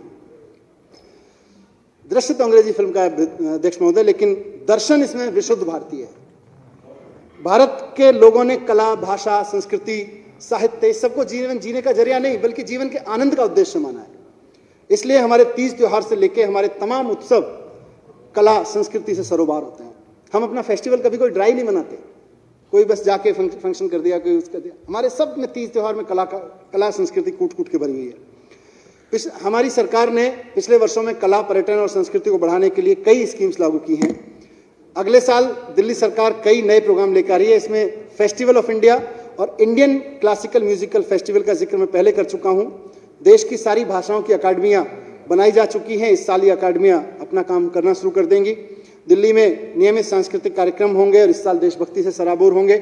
दिल्ली की दिवाली का आयोजन पिछले 2 साल से एक ऐसा आकर्षण का केंद्र बन गया है कि अब लोग दिल्ली सरकार के इस आयोजन का इंतजार करते हैं। दिल्ली की दिवाली इस साल भी बड़े धूमधाम से मनाएंगे। पर्यटन को बढ़ावा देने के लिए दिल्ली हेरिटेज प्रमोशन और दिल्ली टूरिज्म सर्किट नाम की 2 नई योजनाएं लेकर आ रहे हैं और दिल्ली को पर्यटन स्थल के रूप में ब्रांडिंग करने के लिए पिछले साल एक नई स्कीम मैं बजट में प्रस्तावित की थी, लेकिन कोविड के कारण उसको काम नहीं हो पाया उस पर। इसको अगले साल लागू करेंगे। और सबसे बड़ी चीज कि पर्यटन स्थलों पर महिला सुरक्षा की योजना इस बार पर्यटन विभाग लेके आया है। इसमें पर्यटन स्थलों के सभी प्रवेश द्वारों पर सीसीटीवी कैमरे लगवाने, अंधेरे स्थानों को एलईडी से लाइट करने, डीटीडीसी के सारे पर्यटन स्थलों पर यूनिफॉर्म में सुरक्षा गार्ड की तैनाती, महिला सुरक्षा के लिए विभिन्न पर्यटन स्थलों पर मोबाइल वैन की व्यवस्था जैसे उपाय शामिल होंगे। मैं इस साल महिलाओं के सुरक्षित बनाने के लिए 5 करोड़ रुपए की अलग से राशि रख रहा हूं इसमें, लेकिन पर्यटन, कला, संस्कृति, भाषा आदि क्षेत्रों से संबंधित परियोजनाओं, स्कीम्स और प्रोजेक्ट्स के लिए मैं 2021-22 के लिए 521 करोड़ रुपए के बजट का प्रस्ताव करता हूं। अध्यक्ष महोदय,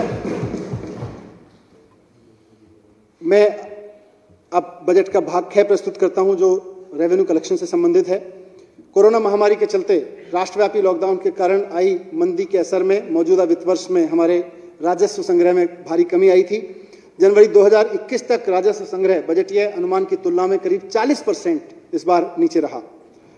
2017 में जब जीएसटी लागू हुआ था तो सभी राज्यों को 5 साल के लिए 14% का अश्योर्ड रेवेन्यू का वादा किया गया था, लेकिन कोविड पेंडेमिक के नाम पे केंद्र सरकार इस बार इस वादे से पीछे हट गई। बोली ये एक्ट ऑफ गॉड है, इसमें कंपनसेशन नहीं दिया जा सकता। दिल्ली सरकार और उसमें फिर लोन दिया। दिल्ली सरकार के सामने इस समय 2 चुनौती रहेंगी। पहली तो यह कि केंद्र सरकार का कंपनसेशन से अपने वादे से मुकर गई, इसलिए दिल्ली सरकार पे लोन बढ़ रहा है। दूसरा, एश्योर्ड रेवेन्यू की सीमा भी 5 साल जो है वो 30 जून 2022 को समाप्त हो जाएगी। तो इसके बाद राजस्व संग्रह में चुनौती हमारे लिए, सबके लिए बड़ी चुनौती होगी, लेकिन हम अभी से उसकी तैयारी कर रहे हैं और डेटा एनालिटिक्स, बिजनेस इंटेलिजेंस का इस्तेमाल करते हुए टैक्स में संभावित किसी भी चोरी को रोकेंगे और इसके लिए जीएसटी के बेहतर इंप्लीमेंटेशन के लिए क्या किया जाए उसकी भी स्टडी हम करा रहे हैं। इसमें हमने दिल्ली आने जाने व्यावसायिक वाहनों को RFID के जरिए भी उन पर नजर रखना शुरू कर दिया है और व्यापारियों के साथ टैक्स के मामलों में SMS के साथ संवाद करना शुरू किया है। दिल्ली में टैक्स कलेक्शन बढ़ाने के लिए एक्साइज पॉलिसी में भी काफ़ी व्यापक बदलाव किए जा रहे हैं और इससे जो नॉन ड्यूटी पेड लिकर होती है, बिना ड्यूटी वाली शराब, उसको लगाम लगाने में काफ़ी मदद मिलेगी और दिल्ली में जो लिकर शॉपिंग है उसको एक इंटरनेशनल एक्सपीरियंस भी मिलेगा। अध्यक्ष महोदय, अभूतपूर्व परिस्थितियों से निकलने के लिए कई बार हमें अभूतपूर्व कदम उठाने पड़ते हैं। लॉकडाउन के कारण आई मंदी से उबरने के लिए रियल एस्टेट मार्केट को बढ़ावा देना जरूरी था और रियल एस्टेट मार्केट को बढ़ावा देने के लिए 6 महीने के लिए हमने सर्किल रेट में 20% की कमी की है, इसका लाने का फैसला किया है। नोबेल लॉरेट पुरस्कार प्राप्त अर्थशास्त्री अभिजीत बनर्जी ने कहा था कि real estate sector, construction industry और रियल एस्टेट जो है ये अनस्किल्ड वर्कर के लिए सबसे ज्यादा जॉब्स क्रिएट करता है। इसलिए जरूरी था कि हम रियल एस्टेट को मदद करें ताकि इससे गरीबी रोकने में मदद मिले। हमें उम्मीद है कि सर्किल रेट कम करने का सरकार जो असर है, ये कदम गरीब लोगों को रोजगार के अवसर भी क्रिएट करेगा और हमारा भरोसा है कि दिल्ली के लोगों की उम्मीद और विकास की रफ्तार केजरीवाल मॉडल ऑफ गवर्नेंस में थमने नहीं दी जाएगी। अध्यक्ष महोदय, अपने वक्तव्य के अंत में मैं कहना चाहूंगा कि आज़ादी के 75 साल में हमारे राष्ट्र और हमारी राष्ट्रीय राजधानी दोनों ने एक लंबा सफर तय किया है और बहुत कुछ हासिल भी किया है। हमारे लिए ये उत्सव का अवसर भी है और मंथन का अवसर भी है। मुख्यमंत्री अरविंद केजरीवाल जी के नेतृत्व में अब दिल्ली सरकार काम कर रही है, दिल्ली काम कर रही है और दिल्ली के आम आदमी की पर कैपिटा इनकम को सिंगापुर के बराबर ले जाने का हमारा दृढ़ संकल्प है। साफ हवा, साफ पानी, सरकारी हेल्थ सिस्टम में बेहतर सुविधाएं उपलब्ध कराने का हमारा संकल्प है। ये हम हर दिल्ली वासी के लिए विश्व स्तरीय स्कूल और उच्च शिक्षा में और रिसर्च में अवसर देंगे, ये हमारा संकल्प है। और जैसा मैंने कहा कि जब हम 100वीं वर्षगांठ मना रहे हों तो दिल्ली ओलंपिक खेलों की मेजबानी करे, ये हमारा सपना, ये संकल्प है।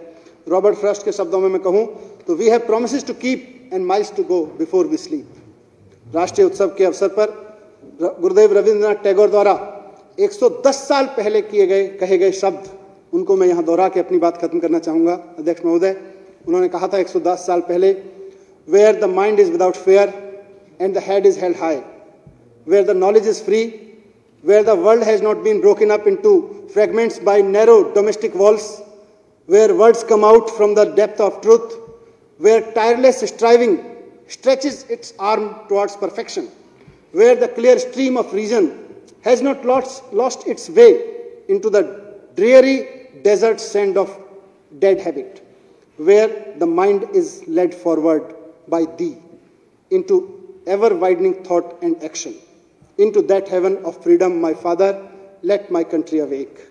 जहां मन हो भय से मुक्त और सर हो फख्र से ऊंचा, जहां ज्ञान हो मूर्खताओं से आजाद, जहां ना हो दुनिया बिखरी हुई और बटी हुई, संकीर्ण और घटिया सोच की दीवारों के बीच, जहां सच की गहराई से निकलकर बाहर निकलें शब्द, जहां कोशिशें बिना थके फैलाएं अपनी बाहें सबसे बेहतरीन को पाने की खातिर, जहां मुर्दा आदतों की सूखी रेत में उम्मीदों की निर्मल धाराएं ना भटकें अपनी राहें, जहां निरंतर खुले विचार और कर्मों की ओर मन बढ़ता रहे आगे। हे परमपिता परमेश्वर, आजादी के उसी स्वर्ग में मेरे विश्व को, मेरे देश को जागृत कर। इन्हीं शब्दों के साथ अध्यक्ष महोदय, मैं इस बजट को सदन के लिए विचार के लिए सौंपता हूं।